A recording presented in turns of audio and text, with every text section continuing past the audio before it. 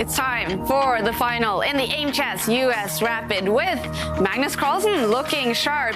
He could now win his third tournament in the Meltwater Champions Chess Tour 2021. But for Vladislav Artemiev, this is only his third tournament, and he has now made it to his second final. If he's able to beat the world champion, that will be one of the biggest achievements in his career.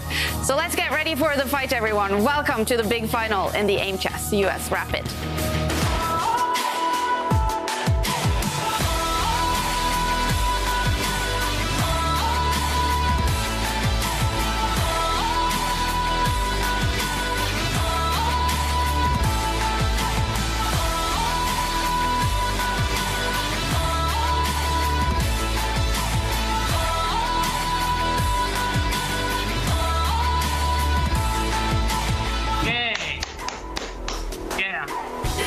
One of these two players, Magnus Carlsen or Vladislav Artemiev, will be the winner of the Aimchess US Rapid, the last tournament before the big $300,000 tour final, starting in about a month, you guys. And to guide us through the big final in this one, Women's Grandmaster and International Master Jan-Krzysztof and Grandmaster David Howell. And well, David, what should we expect from a final between these two? I think it's going to be a really close match. Magnus Carlsen, he does respect Artemiev a lot. He knows he has this fantastic skill, especially in the endgame, especially in these really strategic middle games, and therefore I think it's going to be quite cagey, and only one or two decisive games might decide this final. All right, yeah, so Ivanka, what chances do you give 23-year-old Artemiev against the world champion? Well, first of all, Magnus Carlsen always starts off as the favourite. He is the triple world champion, let's not forget that. But Artemiev does have this sublime positional sense, and this is his third time playing in the Meltwater Champions Chess Tour. And you know what they say?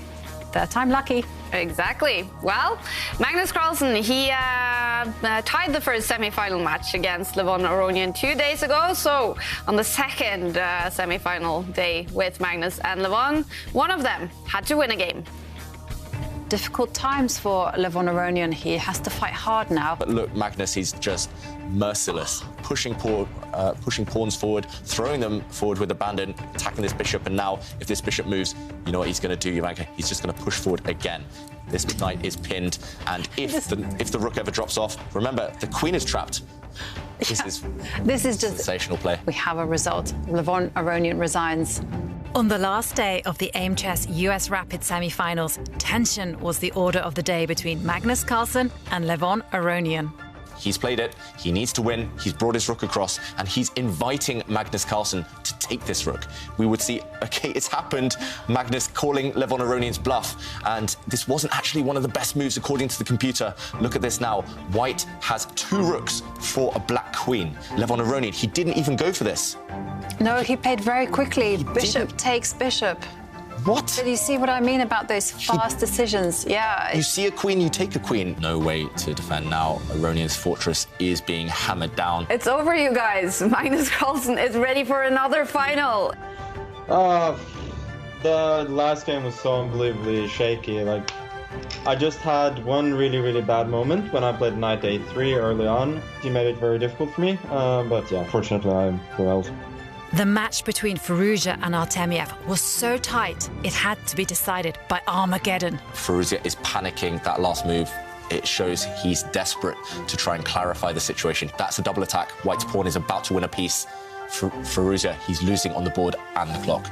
There's no chance. Firouzja resigns. Of course, I'm happy now because finally I won 2 big days for me, because every game with Magnus Carlsen, it's a good memory and chance to play with one of the best players in history. Yeah, it's going to be a big moment for Vladislav Artemiev in the final. He started out in the preliminaries knocking out Lenia Dominguez. For Magnus Carlsen, it was Jan-Krzysztof Duda in the quarterfinals, and a dominant performance by the world champion there to go through to the semifinals to face Levon Aronian, who knocked Magnus Carlsen out in the semifinals in the Gold Money Asian Rapid. But this time, Magnus won the match against Levon Aronian, and Artemiev, after a tough fight with 18-year-old Alireza Firouzja, won the match in Armageddon and went through to the big final here. And there's supposed to be played also a match for third place. But Alireza Firouzja, he's sick, basically. Yeah, it's unfortunate for Firouzja fans that we don't get to see that third place playoff, but we can't fault him. He's not feeling great. Also, yesterday playing for 5.5 hours when he is unwell. He needed a break and he has defaulted this match. So that means Levon Aronian, he gets that third place. And it has a little bit to say for the overall tour standing. Let's take a look at the points, you guys, that will be given out in this tournament. So Artemiev, he won the preliminary, so he gained 10 points there.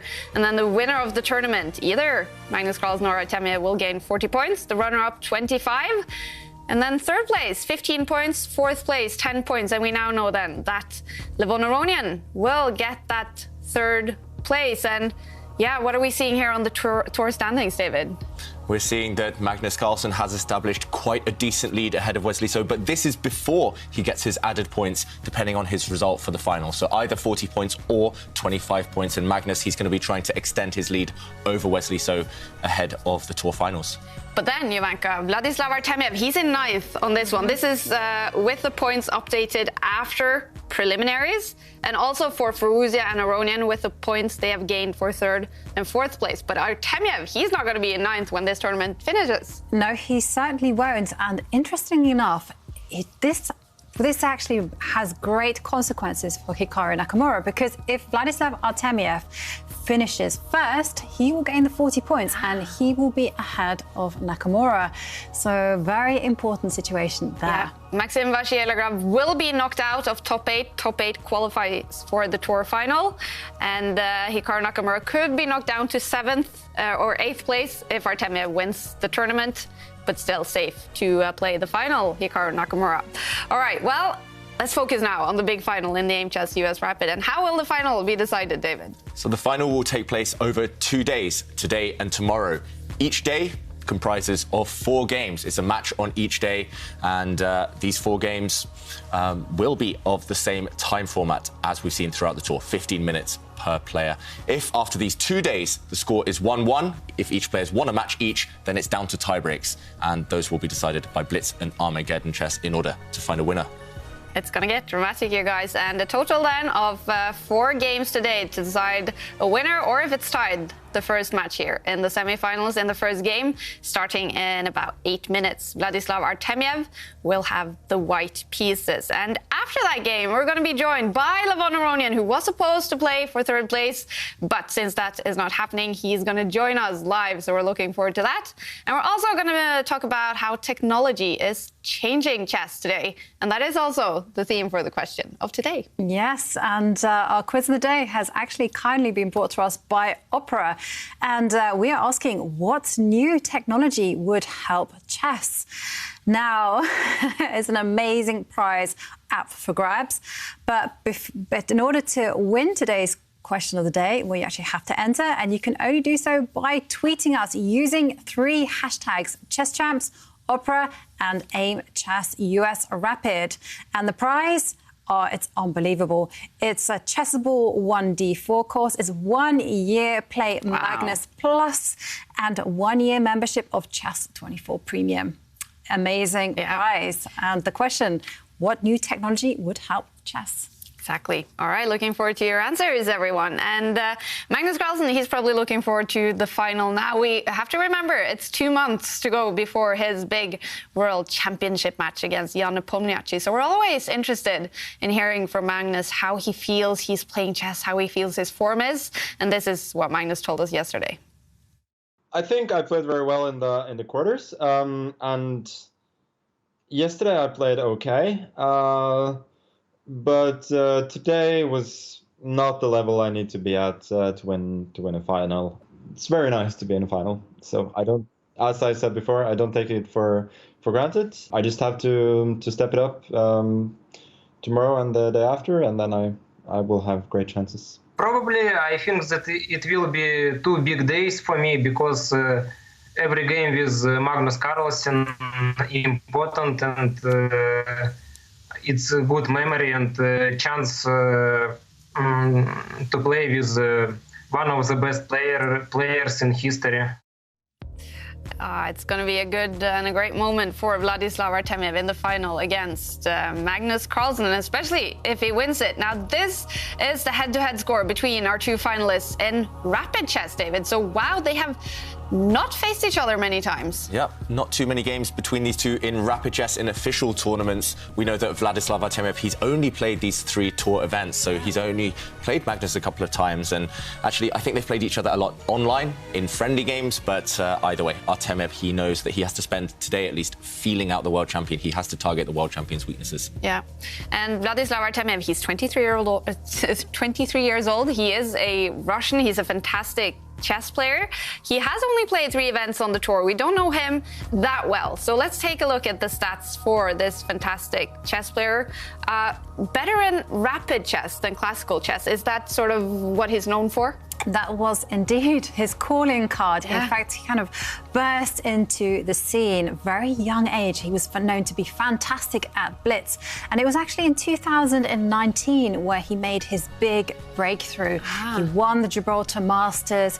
He also won the European Individual Championship, and also racked up a lot of points for the Russians in the World Team Chess Championship. They won gold because of him.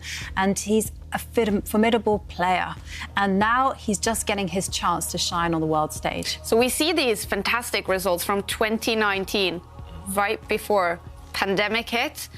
Almost no over-the-board chess has been played. So what do you expect from Artemiev in these rating lists when over-the-board resumes? His rating's simply going to shoot up. Yeah. There's no other way about it.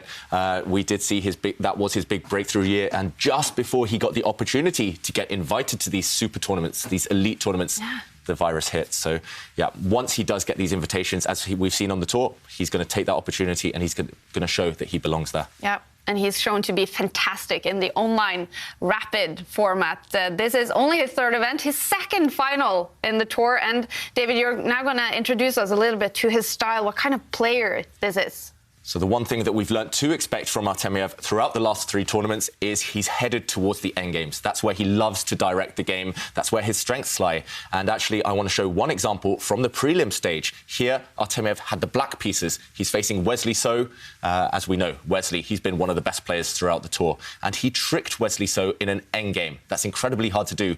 Aimchess, the stats show that Wesley is one of the best endgame players, but here Artemiev defeated him, and he set a trap in this position. It's actually white to play, and the best move for white probably is to step this pawn forward and give a check. But the other most natural move is what Wesley went for. He traded a pawn, but Artemiev, he's so sharp at tricks, 2 or 3 move tactics in endgames, and rather than the automatic pawn recapture when black has to suffer for a draw, he found a winning blow. That started with a series of checks. He gave a check with the black rook. He gave another check with the black rook once the king ran away, and after the king steps forward, another check. And this was the key point. After this 3-4 move variation, he played rook takes pawn, and suddenly, at the end of this line, the white bishop is stuck because it has to defend its rook, and this caused Wesley So to lose a piece. There's no way to move this bishop away without giving up the rook, and after the king stepped forward, black simply captured the bishop and won a piece in the process. Artemiev, in endgames, he is so dangerous.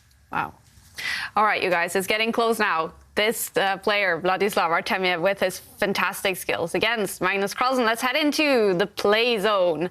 Only 2 players left in the tournament. It's Magnus Carlsen sitting in Norway. It's going to be 5 o'clock for him when the game starts. Artemiev sitting in Russia at 6 o'clock for him. And Javanka, Magnus in the semifinals yesterday.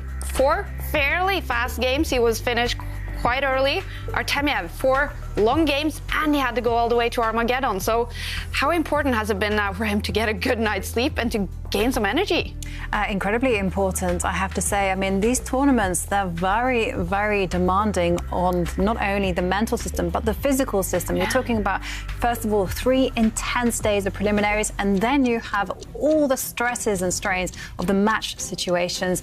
And like you say, yesterday was an incredibly emotional day from Artemiev. He had to win on demand, and again, he had to win in Armageddon, and I don't know whether he actually could manage to get a good night's sleep. Yes. There was a lot of adrenaline in the air there. But OK, today is a new day, and I would have hoped that he would have been able to rest a little bit. Yeah, 6 hours for Artemiev yesterday. It was almost midnight when he finished the day. And we are waiting for him to arrive. Hopefully he has woken up today. Magnus Carlsen is ready for the final. And what do you expect to be Magnus's tactics here facing Artemiev, David? Well, we know that Artemiev is great in the ending, so I think Magnus is going to try and shift the emphasis to other stages of the game. Of course, the opening is maybe the biggest weakness in Artemiev's armory right now in his arsenal. In the opening, because he's not as experienced as the others, because maybe he hasn't worked with as many coaches or with in these kind of big tournaments, he hasn't prepared for the real top dogs. His opening repertoire is occasionally a bit suspicious. And remember, Artemiev, he hasn't played these tournaments too much, so he plays in open tournaments where he needs to win, he needs to take risks. And that's why the top players, especially, they do try and target him in that stage. Okay, that's interesting. And another point is, yes, they haven't played too many games against each other, but they have played online matches twice, I'm thinking. The fact they played in a death match. And one noticeable thing about those challenges is that Magnus has emerged victorious, and he did so because he managed to complicate the game. He managed to make it crazy, and Artemiev could just not, he couldn't cope, basically. Well, sounds like we will get some entertainment in this final. It has started. Artemiev made his move. What's happening with Magnus? It's the English opening, and maybe Magnus just surprised by this decision from Artemiev. We saw that Magnus, just contemplating how to reply, he chooses one of the most flexible moves against the English opening, bringing the black knight out. And, OK, this game, especially when Artemiev's white, we expect a slower opening, a slower build-up, not too many trades initially, but he just wants to avoid those crazy types of scenarios that Ivanka was talking about. Magnus, meanwhile, as black, it's difficult to complicate things. Your opponent kind of chooses the terrain, chooses the type of style that you're going to be playing. And I suspect with Magnus, he would be happy to stay solid in this one and maybe try and go crazy a bit earlier on in the next game. Also, very interesting opening choice from Artemiev. Yes, that is going to be his opening strategy, the one that David mentioned. But he's actually played this particular variation once before in this particular tournament. He played it against Jan-Krzysztof Dubov. Okay. And if Magnus pushes his G-pawn one square further, I wonder whether Artemiev will continue with pushing his queen's pawn. Oh, hang on a second. Let me. I want to say coordinates. I always want to say B3. I'm sorry. So we could transpose to one of Adeban's favourite openings with that type of B3 idea, white pushing a pawn on that left flank. 3B3. Yes. 3B3 rather than 1B3. That's what you're trying to say, Ivanka. Similar ideas, just different scenarios. It's been a long tournament for us. It's been a long season. I know. Yeah, this is every day I'm thinking, oh, this is the last day of this and this is the last day of that, because this is the last final before the big tour final. That is a completely different format. So this is the last final that we will see in the 2021 tour. All right. And meanwhile, Magnus plays copycat. He's just gone for this symmetrical pawn structure, symmetrical system right now. It cost him a bit of time, and the viewers at home might be wondering, why did Magnus spend a minute and a half on move 2? But that's because black has so many choices, so many different setups, and you definitely have to choose a type of style here. Remember, Artemiev, he's not going to try and beat you from the opening. He's just trying to guide the middle game and end game into his type of position. So that's why Magnus, he's going to pause a few times in these early stages, just thinking, what is going to make Artemiev most uncomfortable? And, OK, white's knight coming out, black there, pushing a pawn, no more playing copycat. And it's up to Artemiev. There's a lot of choice in this position. White can push various pawns, and depending on what he does, Magnus will adapt and adjust. And yeah, solid, flexible stuff from both sides so far. Yeah, and in fact, both Artemiev and Magnus Carlsen have played this position with the white pieces. Artemiev, in an earlier game against Russian Grandmaster Dmitry Andreikin, actually chose to immediately sharpen the play by pushing his queen's pawn 2 squares, whereas Magnus, he took a little bit more of a solid approach. He instead developed his light squared bishop by pushing up the pawn on G2 1 square. Yeah, so lots of different ideas here for white, and now we see Artemiev just taking a pause and not going for one of the moves you mentioned, Jovanka, playing a different approach, pushing this pawn instead. And yeah, I think nearly every top player, nearly every grandmaster has played this type of position at some point in their career. But there are so many options on every turn that it's impossible to remember all your games, first of all, but also it's impossible to kind of guess all of your opponent's possible replies. That's why we see the few pauses here and there. It's not one of those types of positions where everything will get traded, really direct attacks. At the moment, it is very much about building up, and both sides have built up by occupying the centre with their pawns. And will we see a couple of trades? We could see Magnus maintain the tension with those pawns, just wait and let white spend the time taking pawns, or he can initiate that himself. And again, you see Magnus just staring off to the side there. That's not because he's trying to work things out. He's just trying to think, OK, I know that this is a move, I know that this is a move, and this is a move. I'm just going to compare and think, ooh, which one will Artemiev be least comfortable with? Yeah, and he's also drawing from some experience because, indeed, Magnus Carlsen will have fond memories of playing this position with the white side because he beat Wesley So in the FTX Crypto Cup. Yep. So, OK, Magnus, he knows what he likes white to do in these types of positions. Now he's going to be thinking what is most annoying for white in these types of positions because the shoe is on the other foot and he's black this time. I suspect a trade of some pawns in the centre. OK, no, he just waits. This is also very flexible. This pawn push might look really innocent and, it doesn't even do that much, but actually it controls some very important squares. For example, if we were to see a trade of pawns in the centre, white's light squared bishop might want to jump out later on and give some checks to the black king. That has been prevented. And it's time for Artemiev to decide.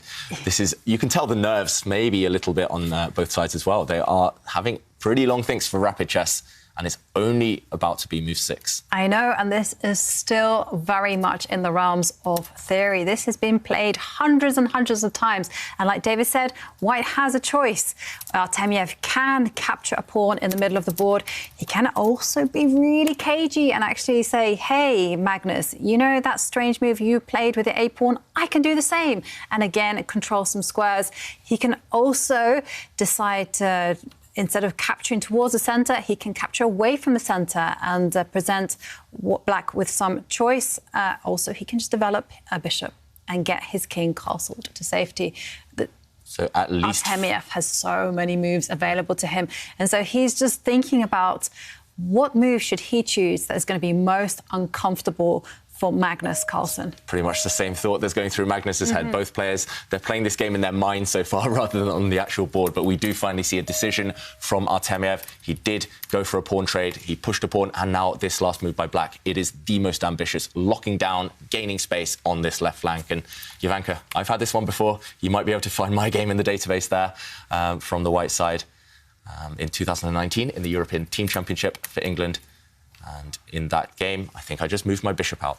So white's light squared bishop, has a couple of diagonals to choose from, but the only way to justify white's push on this flank with the G pawn earlier is to shuffle this white bishop to its longest possible diagonal. And there we go. Artemiev plays it. The most natural move in the position.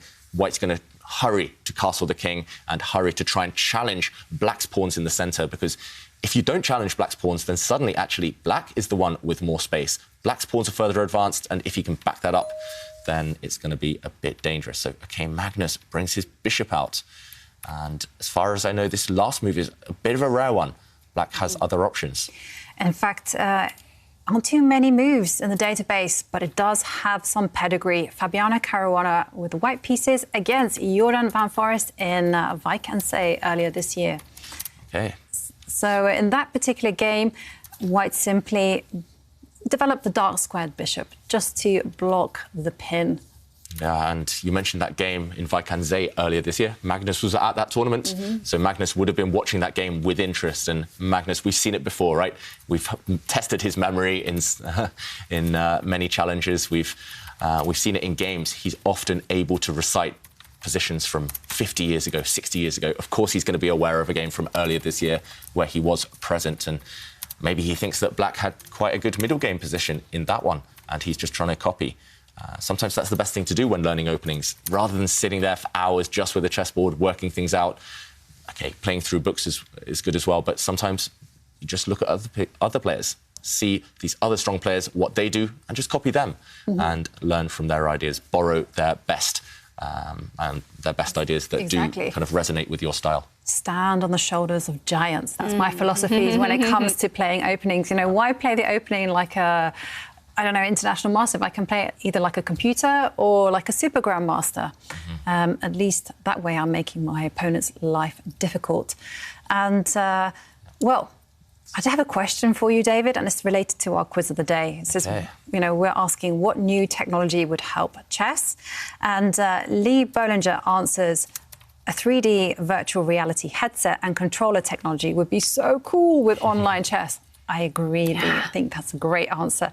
But David, what I'm curious about is what technology would you like to see that would help chess? That's a very, very difficult question. I'm not sure. I think technology's just progressed so far over the last few years that any further steps would be scary. Yeah, right.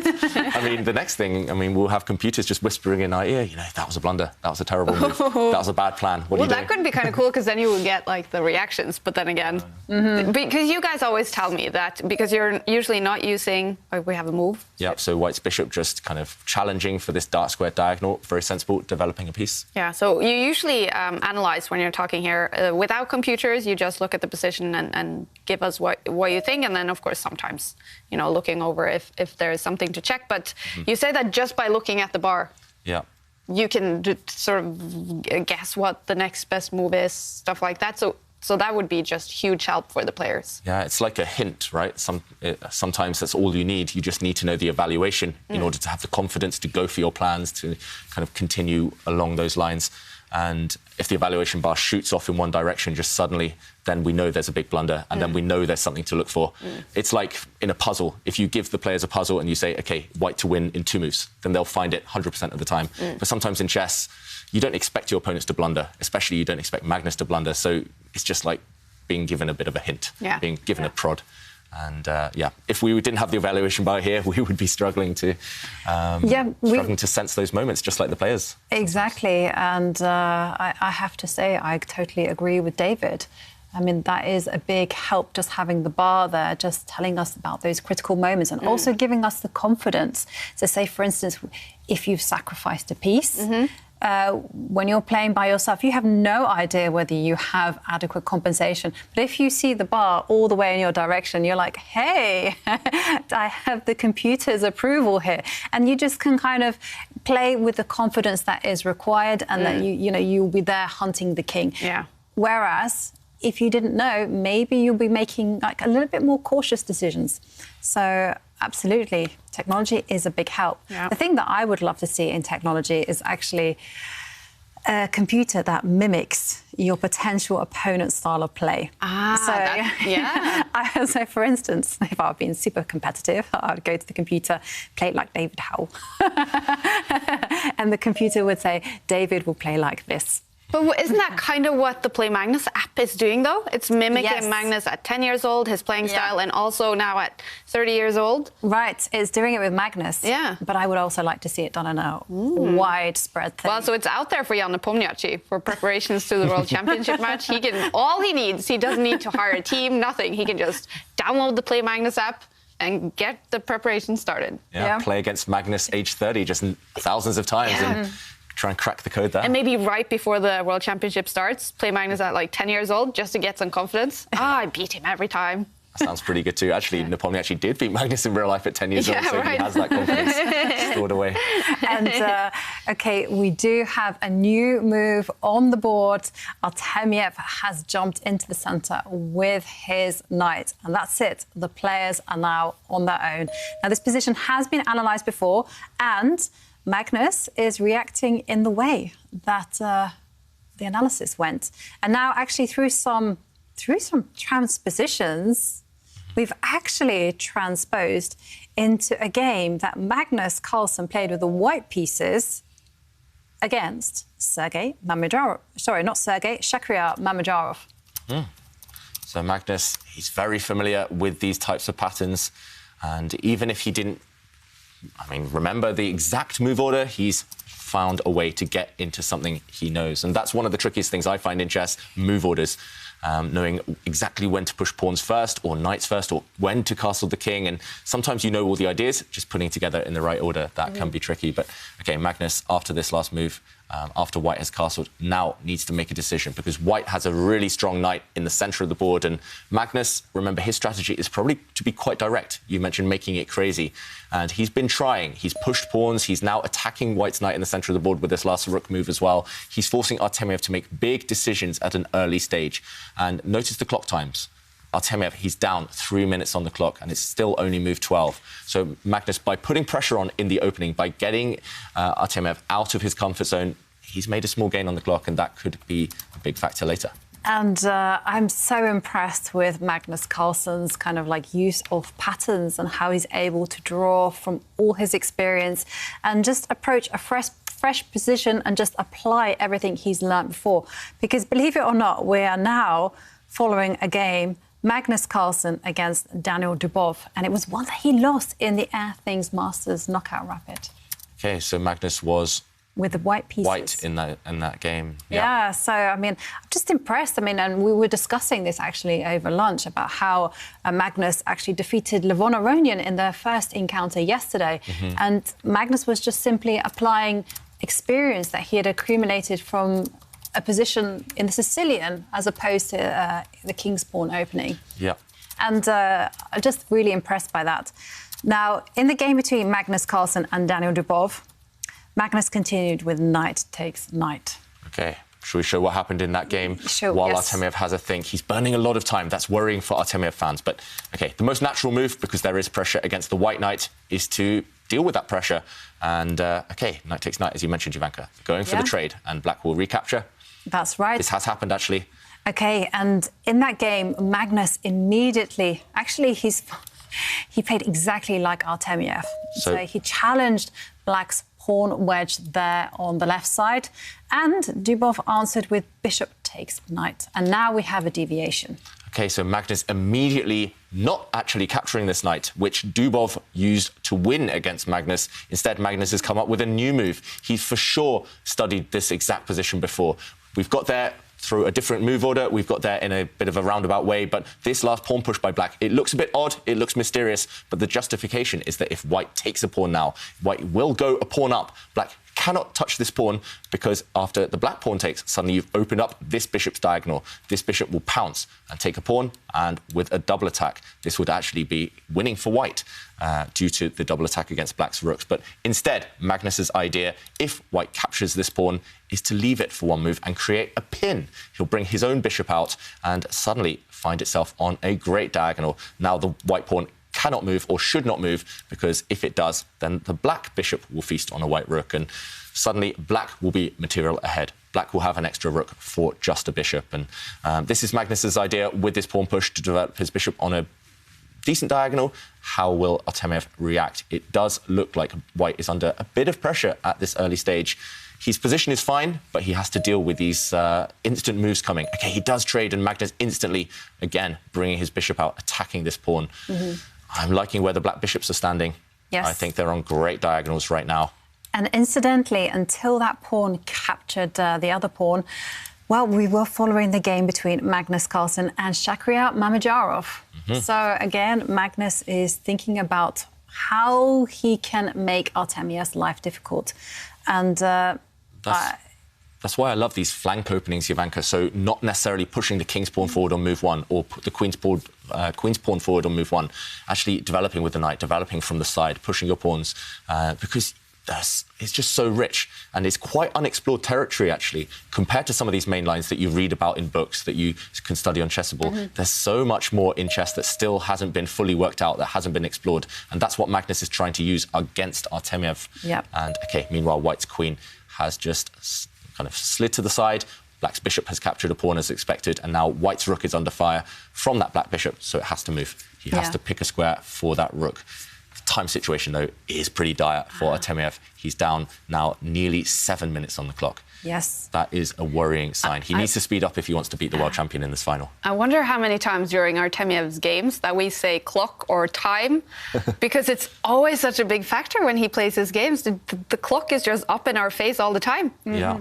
I think if it's still in the middle game and he goes down to 1 minute, he's going to be in big trouble. But if it's an end game, he's shown he can handle it, right? Yeah. Yes. His instincts are so good there. Yeah, he can play for such a long time, only gaining those 10 seconds, like with just seconds left, gaining 10 seconds. And then we say, OK, wow, this must be over soon. And then he just keeps playing. I know, and he plays great chess in the end game, as David's highlighted. And, yeah, we do have a move, the rook relocating to the left. And for our quiz of the day, we're asking what new technology would help chess. And Kyle Akalu said heart rate monitors when the players are playing. Yes. That was good. And Blockchain Ghost says augmented reality that allows you to assume a role of a piece on the chessboard and enter the mind of your opponent's pieces. I like it. And Arbel Gideon says, at some time, mankind will have progressed to the point where a beginner to chess can just install a chip and become as good as David Howell. Why limit yourself there, you know? Aim higher, aim higher. I like the idea there. Yeah, and if you two want to enter our quiz of the day, then you have to tweet us by using 3 hashtags. Please don't forget that. Hashtag #ChessChamps, hashtag Opera, and hashtag Aimchess US Rapid. And there you can see we have an amazing Opera chess bundle. Chessable course, 1 year Play Magnus Plus membership, 1 year Chess24 Premium. So, yep, I love your answers so far, but don't forget, you've got to tweet us by using those 3 hashtags. You're basically winning, becoming a better chess player. Exactly. And, you know, what better way? You're using technology to do it. And we have seen a trade of pieces on the board. OK, so a bit of a committal trade there by Magnus Carlsen. Usually we talk about the bishop pair quite a lot. Having 2 bishops is better than having a bishop and a knight in general. But here, the pawn structure in the centre is blocked. And there's lots of closed lines, not too many open diagonals, especially for that white dark squared bishop. That's why Magnus initiated the trade. And maybe he's just saying, OK, knights are better than bishops in this type of position. And now he has jumped in with his knight to the centre of the board as black. And white should not get tempted to take that knight. Yes, the knights are probably better than bishops in this type of position, but that white bishop, the white light squared bishop in front of the king, if it ever disappears, if it ever trades itself off, will just leave too many light squared weaknesses. And, OK, Magnus is saying, you didn't trade, you still have your light square bishop, but I'm going to attack you anyway. And he's throwing Harry the H-pawn down the board, black's pawn marching. It's just going to try and loosen up the position around white's king. Now that the knights have disappeared, white lacks his potentially best defender. And Magnus, he's just probing for weaknesses. He's thinking that he's locked down the centre of the board. He's not too worried about that left flank either, so he's switching attentions. And that is the type of move. When you're low on time, when you're down to 5 minutes, it will cause you to just worry a bit. And if you have to keep an eye on every single part of the board, it's extremely high, the chances of a blunder. So, yeah, Artemiev now, the momentum's against him. He has to do something to switch things up. I don't see it, though. Maybe he can try and get active with the white rooks. One of the white rooks is blocked in, so you maybe have to lift the other one up the board and then double them up, team them up together. But that is slow. And meanwhile, black, with that last pawn push, he has made his intentions clear. Yeah, Magnus, he's definitely keeping the queens on for a reason. I can just feel this already. His pre-match strategy is to keep the game in this middle game and try and attack from there. Wow. All right, so it is a scary intention we're seeing from the world champion. Yeah. There's so many times that I've been playing chess, I think, oh, I've got everything under control, but maybe I'm low on time. And then suddenly the opponent throws this pawn up the board and I'm thinking, oh, no, my king. What about my king? And, yeah, that's what Artemiev is going to be worrying about. This white king, it doesn't look too open, but if that pawn is able to step forward again, trade off a set of pawns, for example, then open lines will appear. And because black has the more advanced minor pieces, the black knight in the centre and the black bishop, then it means he's more ready for a potential attack. Yeah, I must admit that is a familiar sensation. But I confess I'm a little bit ELO rating biased. So for instance, the Grandmaster does this type of move to me. I'm like, oh, take care, hold the fort. But if someone lower rated than me does it, I'm like, yeah, come at me if you think you're hard enough. So, I mean, totally fickle. Yeah, that's the type of pawn move, right? It's all down to judgment. It's not necessarily a concrete threat, but yeah, it's purely speculative. And psychologically, it's probably stronger than it is objectively. And that's all that Magnus needs right now. And that has also forced White's queen to step back. So that White queen is eyeing up a pawn on this diagonal. And Magnus will just deal with that. As soon as you start seeing your opponent retreat as well, you just get a bit happy. You get a bit excited. And Artemiev, all of his pieces have just retreated to this back row. It's looking like this might be a signal for Black to go forward. Yeah. Black can bring his queen into the game, for example. I'm just, I admit, again, sometimes I'm a little bit cliched. And when I see a move like that on the board, you're like, you go backwards, I go forwards. And I feel that, yes, the White queen is attacking the pawn, but that is just an invitation for me to actually push forward with the pawn one step further. And I was just looking forward to softening up the shield around White's king. Yep, that looks pretty good. So two most attractive options for Black, probably to push that pawn, like you say, Jovanka. That seems automatic to me. Or you just defend it, you bring the Black queen out and you say, OK, you've retreated your queen to a passive square, I'm going to bring my queen out to an active square. So Black's queen can maybe come out and sit next to that H-pawn, just ready, just hinting at some potential attack. OK, Magnus, lots of tempting moves here. Which one is he going to choose? He's got this big time advantage, and he's trying to invest some of that time now in order to maybe create some immediate threats. I think the simple approach, just push that pawn, bring that Black queen out. OK, he does push the pawn.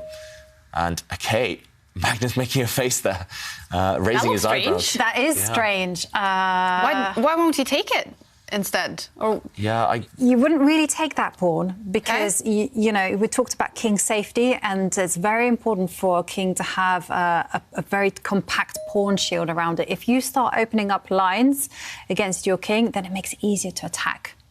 So you don't want to be capturing pawns. Why move it then? That is the question. He's moved it forward. So what Artemiev plans to do is he plans to have some kind of like accelerated pawn shield. So he's trying to say, I will keep the pawn cover, but I'm just going to do it so I'm grabbing a little bit more space. It's risky strategy. I think he mainly wants to keep lines closed. And if you left the pawn where it was after a trade of pawns, at least one line would become open. So, yes, it's really risky to push pawns forward in front of your own king, but at least there's no immediate lines open towards White's king. And the only way to open lines are pawn trades. So White bypassing that pawn trade, it does come at the price of loosening up White's structure. So White does have weaknesses that Black will soon go after. Meanwhile, just a couple of pawn pushes on the other flank by both sides. Yeah, just slightly improving their pawn structure, but Magnus now is going to switch his attentions fully, I think, towards the White king. Wow, I mean, the Black pieces, they're just so far up the board. They're kind of inching forward. Yeah. I mean, this is a scary situation, and it's not just the pieces inching forward, the bar is also going that way as well. I mean, just take a look at White's pieces. This is the big problem. Look at that bishop that Magnus has sitting on the b3 square. I mean, it's just containing the might of two rooks. It's like a cork in the bottle, and the two rooks are stuck in the bottle. That Black bishop is the cork, just saying you're not getting out. And yeah, that Black bishop, phenomenal piece. It is just fantastic. And then take a look at Black's knight in the centre. The definition of an octo knight. This is desperate times, actually, for Artemiev. I mean, he has to survive now here. I mean, the one good thing is that he hasn't got a material disadvantage. You know, everything has its positives. And most things are protected for White, for now at least. White's bishops, they don't look great, but if things come open later, they will become strong. And, OK, it feels like the next 5-6 moves, that's when Magnus has to strike while Artemiev is passive, while those White rooks are terrible. And that's why he is thinking again, I would just want to bring the Black queen out. I would want to maybe bring one of the Black rooks into the game. He does this. He lifts that Black rook up. It doesn't look like it's going anywhere on the line that it stands, so he's going to swing it across and go for the white king, if possible. Meanwhile, Artemiev also improving one of the white rooks. Yeah. It's about those rooks now. All of black's pieces look pretty good, apart from the rooks and queen. Yes. And Artemiev improving his worst place pieces as well. Yep, and the question is, how is Magnus going to start improving and converting his advantage, which is at the minute dynamic, into something a little bit more concrete? And he comes out with the queen. And Bar doesn't like it. Yeah. no, and on that subject, on the bar not liking it, can I share with you one very cool answer on the quiz of the day? So we were asking what new technology would help chess, and Sushant Chaturvedi says it would be great to see someone come up with a technology where every time the player blunders, they get a small tingling shock so that they realise they made a mistake. And I like that concept because, you know, maybe your opponent doesn't get it, but you get it. Ooh. You can have like those that you have around your neck. Shock collars. Yeah. And, you know, depending on how bad the blunder is, you just amp up the... Cruel! I love it. Yeah. It needs to be in existence. So we can move on the board. Yeah, meanwhile, quite a committal move again from Artemiev. He's pushed a pawn forward, but pawns don't move backwards. Yes, that pawn is attacking the black queen, forcing her to retreat, but look at the black knight now. That has become an outpost, the square it sits on. It can never be challenged by a white pawn anymore. So by kind of skipping past this black knight, Artemiev has said, yeah, you're going to have that strong piece for the rest of the game. He thinks it's more important to go and kick away the black queen. And yes, temporarily, this looks OK for white, but long term, he might live to regret just giving up all influence over that central square where the where the black knight sits. And now Magnus, he'll simply retreat his queen, he'll pick a square, and he'll say, OK, you've weakened yourself. That's fine. So is this a game where you say draw is the least likely result? Right now, yes. Yeah, still a long, long way. It's possible we could see a scenario where, somehow the queens come off and, I don't know, white's rooks get active and maybe white has enough counterplay to make the draw. It just feels like there's a lot of pressure in here. There's a lot of tension, and I don't see any trades happening anytime soon. How is white ever going to trade off black's strong bishop, for example? How does white trade off black's strong knight without giving up his light-squared bishop, which holds things together? You don't want to ever take that black knight with your light-squared bishop because you won't be able to contest those light squares. And if trades don't happen, then all three results will be possible. So meanwhile, white's bishop's gone to the side, again harassing that black queen. The black queen, maybe not too happy that she's getting kicked around right now, but once Magnus finds a safe square for her, at least he has a clear plan. He's going to bring the black rooks to the centre, and he's going to try and maybe even move that black knight at some point, and the black rooks are going to start creating threats. Yeah, where would you put the black queen, Ivanka? I don't know, is the short answer to that. Probably, somehow I want her to be a little bit flexible. I kind of want her to also have her eye on the left side of the board. So I'm kind of thinking maybe she should step to the side, but... Yeah, because I was going to ask, is it important, because you've been talking about this side on the board where the kings are, is it important to keep the queen on that side? Ideally, but the good thing about queens is they can kind of keep an eye on that side from afar. So maybe across some diagonals, she doesn't need to... That's why he shifts the queen to this diagonal. So the black queen on a dark square diagonal might have some influence later on. You don't necessarily have to attack from the front with queens. Maybe you can attack from the side. OK, the evaluation bar doesn't like that move too much. I think it will stabilise. OK, you think it will stabilise? Yeah, because I can't see an immediate thing. I mean, first I thought, hang on, is white queen coming into the left? But no. There are no consequences. So, this move, it looked very healthy for Magnus. I think that's a decent square. The reason I slightly panicked was because, OK, the black queen is on the same line as white's rook, but as you mentioned, Ivanka, no way to capitalise on that right now. No. And Magnus, if he gets a move as black, he's going to activate his remaining passive piece, that black rook in the corner. Okay, so that's why Artemiev is speeding up the game if he can, pushing a pawn forward, attacking the black rook. But that is a very committal move. And we've used that word a lot, committal, because... pawn pushers, they always are. There are always downsides. Yes, you're gaining space. Yes, you're gaining time attacking pieces, but this pawn's not moving backwards. And suddenly black's queen on this diagonal looks a lot happier than she did. So Magnus will just move that rook, retreat it. And Artemiev actually playing a very neat queen retreat and attacking that pawn on the h4 square. Now, the reason why I was a little bit indecisive about whether I liked that pawn push that Artemiev made was to do with the fact, and it's a little bit long-term, is that if Magnus wants to open up the position, he only needs to make one small pawn move, which is to challenge that pawn by picking up his pawn that's on g7 and pushing it one square, and then suddenly chaos ensues. And so this would guarantee opening up a line. I'm not sure whose king this actually benefits right now, because both kings could become open. But you're right, Jovanka, at some point, black might try this type of idea. I think right now, the number one priority is probably to defend this pawn. It's hard to do that. There's only one piece with which you can defend this pawn, and that is the black queen. For example, you could slide her back to defend this pawn along the diagonal. The downside, though, is that white's rook could suddenly get active and grab a pawn. To be honest, I would prefer to give up the pawn on this square as black rather than this strong pawn, because this strong pawn on the right side is going to contribute towards a direct attack against white's king. And then I think black, for example, can bring the queen out and start creating some threats of his own. I think this is what Magnus should go for. If, in the current position, he just lets this pawn drop, then the white queen gets active. It's not even about the pawns. You don't want to let white's queen get active. And here, I think Magnus, he just has to be objective. He has to choose which pawn to give up. Artemiev, with these sneaky little manoeuvres, is going to win a pawn. It's either this one or this one, but to me, it's clear which pawn to give up for Magnus. Definitely cling on to this guy if you can.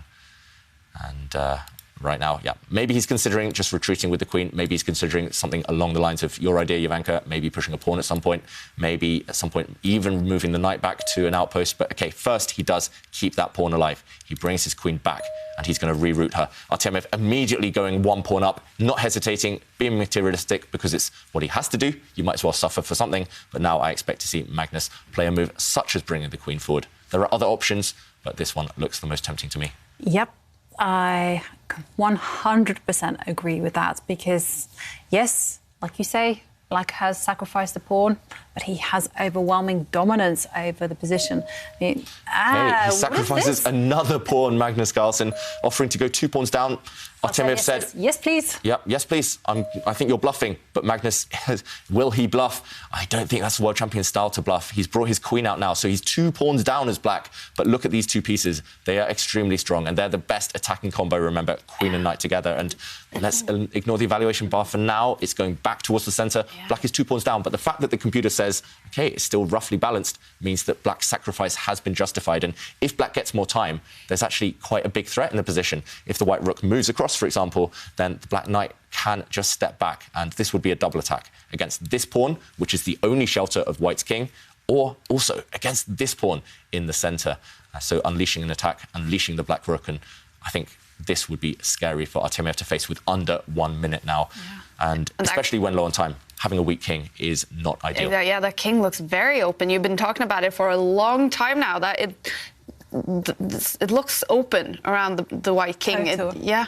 Totally. And now it is completely open. Yeah, when a king is open, that means it's vulnerable to attack. And it means that it's all about who has the dynamic initiative, who has the momentum. And David highlighted a really critical knight maneuver. And OK, Magnus doesn't go for it. Switching his attention. He's trying to conquer this open C line. So he's trying to get rid of white's most active rook. And if we do see a trade of rooks, his other black rook is maybe going to try and infiltrate from the side. So he's tied down white, actually, to the defence of several pawns. And now he's switching focus. And he's... Oh, hang on a second. I was just going to say this wasn't possible because I was thinking... Oh, I'm too excited. David, I need you to... Whoa, yeah, look at the bar. Black has actually blocked up this line now, blocked up the C line. So white's queen under fire from that bishop. And because the connection between the white rooks has been broken, black is also threatening to capture one of white's rooks with his own rook. So a double threat now for Magnus Carlsen. And I think you're right, Jovanka. This is going to cost white material. How are you going to save the queen and your rook at the same time? You either have to give up the queen for a couple of rooks, but the queen here is by far the most important piece. And we're going to see it on the board. OK, I was going to say maybe you could sacrifice a rook with a bishop as well, but now white's queen has fallen. White's gained 2 rooks in the process, but look at the white king. Without the white queen, how are you going to defend it? That king looks so vulnerable. I mean, first of all, you know, white would really love to put the rooks on the top row, but they can't do that because queen takes pawn is now in the air. And now the queen and the bishop have coordinated for an attack on the G4 pawn. And this is it. When it comes to piece, positions with piece imbalances, it's all about king safety. And white king, I'm sorry, it's got no cover. It's doomed. Yeah, look at that evaluation bar. It confirms your assessment completely there, Jovanka. White king. I mean, it would love a knight around. It would love a queen around to defend, but no, those pieces don't exist. And now all that black needs to do is move his bishop, and on this G line, it's disaster. It's actually checkmate in a few moves now. Black's bishop coming to attack that white bishop, which is pinned, and checkmate comes. Artemiev resigns. Wow, what a start to the final, you guys. After 36 moves and only playing for 39 minutes, Magnus Carlsen with the black pieces wins the first game against Vladislav Artemiev, and we could see it on Artemiev's face. Disaster start to the final. Wow. It was a complete collapse, and I kind of lost my words there, because I was so speechless that Artemiev would fall for something like that. But, you know, he had a difficult position, and sometimes this happens. After a good strategy, there often comes a good tactical blow. And it definitely seemed like this was a masterpiece by Magnus Carlsen. David, take us through it. Yeah, strategic masterpiece, it has to be said. And Magnus, after creating this kind of strategic dominance here with really strong pieces for black, this bishop on an outpost supported by a pawn, this knight on an outpost supported by a pawn, and also black's queen off on a fantastic square. Here, after this challenge of the rooks, Artemiev, he just had to say, yes, your pieces are too strong. Just exchange. He had to trade off, and he also had to just knuckle down and defend. For example, starting with dropping his bishop back, trying to eliminate this strong black knight. It's still very scary. Magnus Carlsen would be in the driver's seat with a big attack, with his rook coming into the position. But Artemiev is alive. Instead here, he blundered. He cracked under the pressure because of the time situation, but also because of the board not being able to find these really difficult moves. He brought his rook across, thinking he's connecting, defending, but Magnus said, no, that coordination is easy to break, bringing the bishop back, attacking the white queen and attacking the white rook. This is what forced Artemiev to say, yes, actually, I have to give up this queen. That's the only way. He took black's rooks off, and, OK, winning 2 black rooks is quite good materially, but it is all about this king, and there's just no way to defend it. There's too many threats. This bishop is attacking a pawn, the black queen also attacking a more vulnerable pawn, and, yeah, simply no defence. We saw a few moves later, if we just fast forward, that Magnus was about to win, conquering this square with his queen and his bishop. It's actually just checkmate in a couple of moves.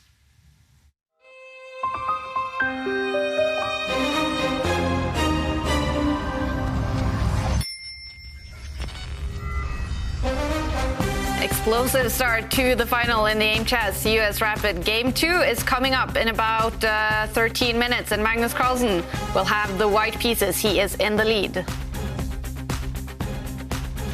Vladislav Artemiev, he still has 3 games to go today to find a win and to tie the match. But Magnus Carlsen, in the next one, he will have the white pieces, and he now only needs 1.5 more points to win the first match in the big final. Now, coming up after the next game, we're going to have the moment of truth with both of these 2 players looking over their Aimchess stats, and also, of course, talking about how technology is changing chess today.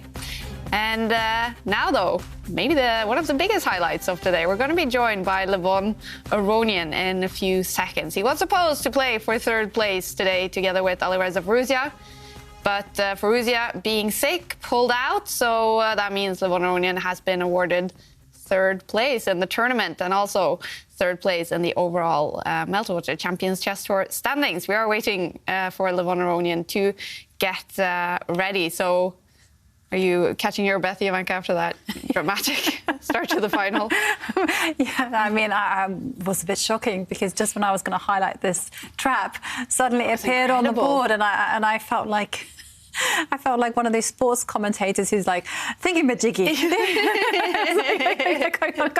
You can't play that. Yeah. But yeah, no, I mean, what can I say about that? Was an awesome display by Magnus, and it's like he fine-tuned everything to perfection.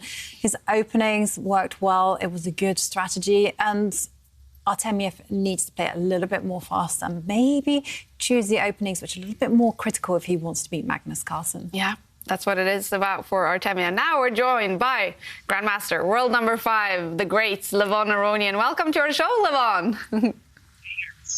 Now, did you see that previous game, the first game in the final here? Of course. What did you think about that crazy game? Well, it was a very sharp, very interesting game, and I think the main problem of Artemiev was that he was playing too slow, and the time became a factor when the position became so sharp. So obviously you played a final against Vladislav Artemiev. You won that one in gold money, Asian Rapid, was it? So is this basically the tactics that Magnus has to use, sort of get Artemiev down on the clock? It worked for me. Yeah. After yesterday, what am I to advise to Magnus? And of course, then facing Magnus in the semifinals here, and also seeing Magnus in this first game here. We know the World Championship match is coming up in about 2 months. So how strong is Magnus right now? I think generally, I'm not sure if it's Magnus or if it's the general level of recent, but I think the gap has narrowed a lot. I do feel that Magnus is not unbeatable, and he does make mistakes. Even playing with me yesterday, I think that last game, well, of course, I cannot really say that I played well myself throughout the match, but at some point he gave me a chance to win the game, which is not how Magnus normally plays. Now, if you were his coach then for Vladislav Artemiev, what sort of tips would you give him? What does he have to do to have chances against Magnus? I think generally pushing and trying to put pressure against Magnus by playing aggressive chess is the way to go. And then obviously we were looking forward to follow your match also against 18-year-old Alireza Varuzia. He's 6, so that didn't happen. Were you sad to not be able to play chess now in this weekend? Yes and no. I like playing against him. He's very creative. But at the same time, I'm packing my things to move to St. Louis. So it was,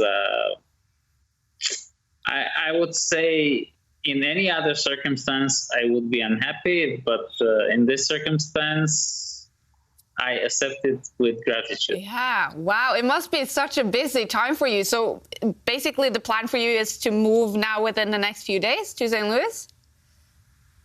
Yeah, actually tomorrow night my flight is. Wow. Well, Levon, that is a huge sort of event in your life, of course, moving from Armenia to the US. How are you feeling about this now?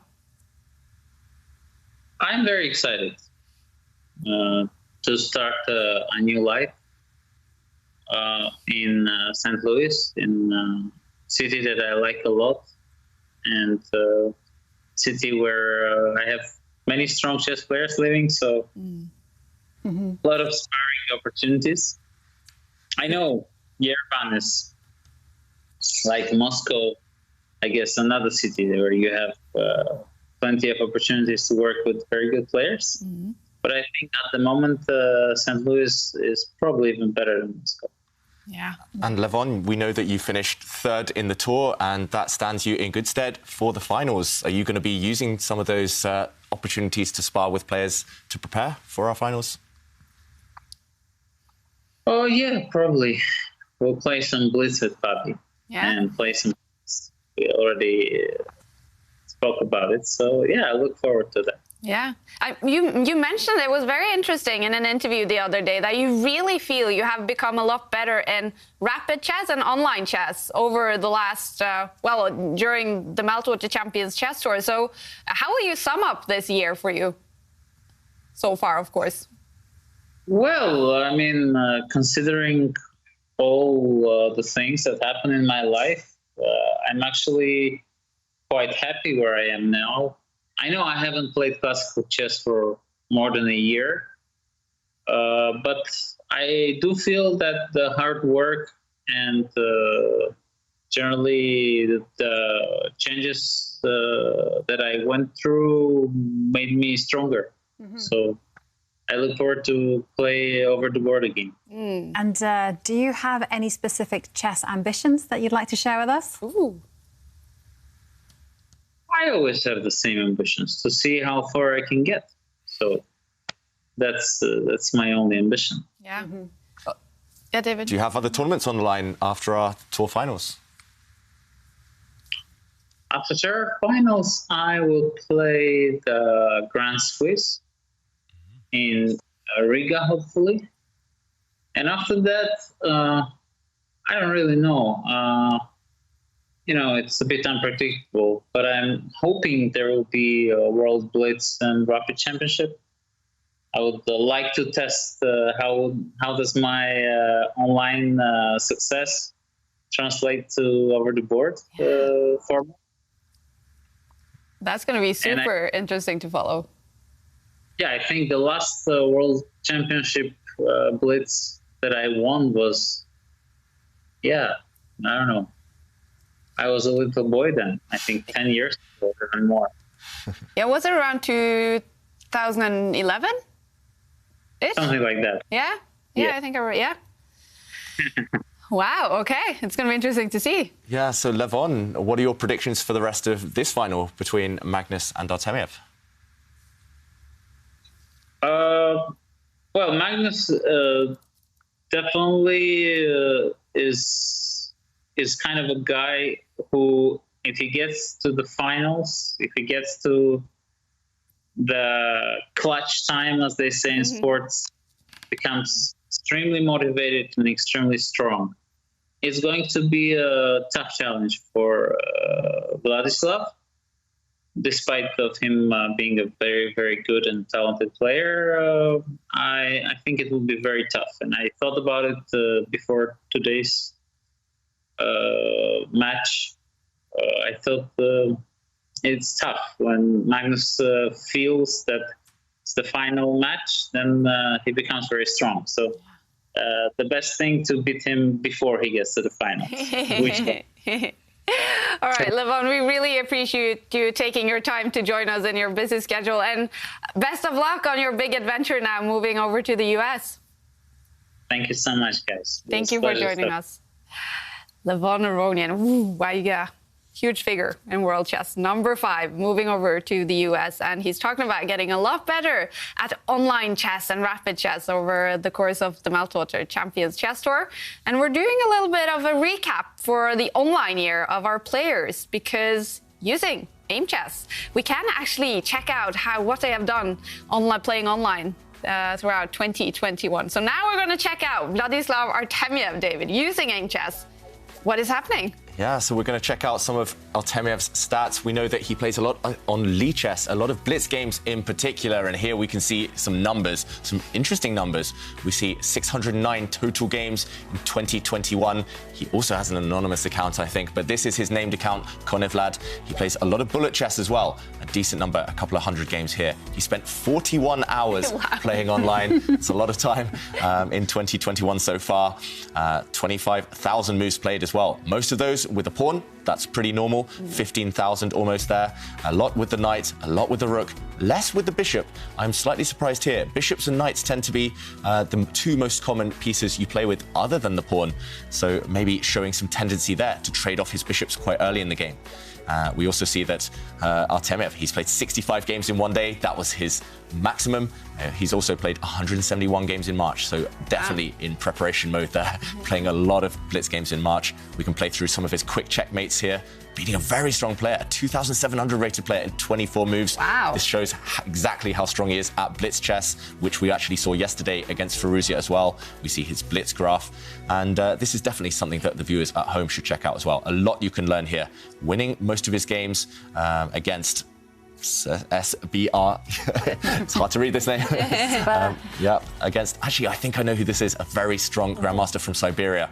But, okay, more opening stats here. The modern defense is Vladislav's most successful opening. Maybe we'll see this employed against Magnus Carlsen if Artemyev's in a must-win situation, pushing this pawn forward rather than maybe a more traditional move in the center of the board.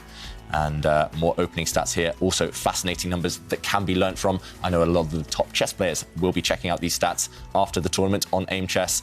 Meanwhile, win rate and how he wins his games. Mostly by resignation, a little bit by time, and a little bit by checkmate. Also, mostly castling kingside, but no matter where he castles, scoring pretty well. Yeah. He does like to castle, though. All right, and these were the online stats for Vladislav Artemyev, playing, what was it, over 40 hours of chess so far this year. And when this game finishes, we're going to show you Magnus's stats. And I have a feeling it's more than 40 hours for the world champion. And here we go. Game 2. Magnus Carlsen is up by 1 point, has the white pieces here. And what are we seeing? It's the Queen's Gambit. Magnus may be inspired by the Netflix show, but also just very standard stuff. Very common opening. And it's the Queen's Gambit declined, not accepting the Gambit. And Black not taking White's pawn there in the center, just solidifying his structure.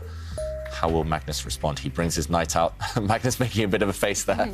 I think, again, it's a bit like the last game. The opening stages might be a bit cagey, might be a bit nervy. Both sides just trying to pick a move, pick an opening variation that will be uncomfortable for the opponent. Actually, some of these online stats we checked out a few minutes ago, it's a lot of games between Magnus Carlsen and Vladislav Artemyev. They do know each other very well online from Blitz and Bullet Chess, so they know each other's tendencies in the opening, and that's why just a bit of guesswork, a bit of mind games going on at this early stage.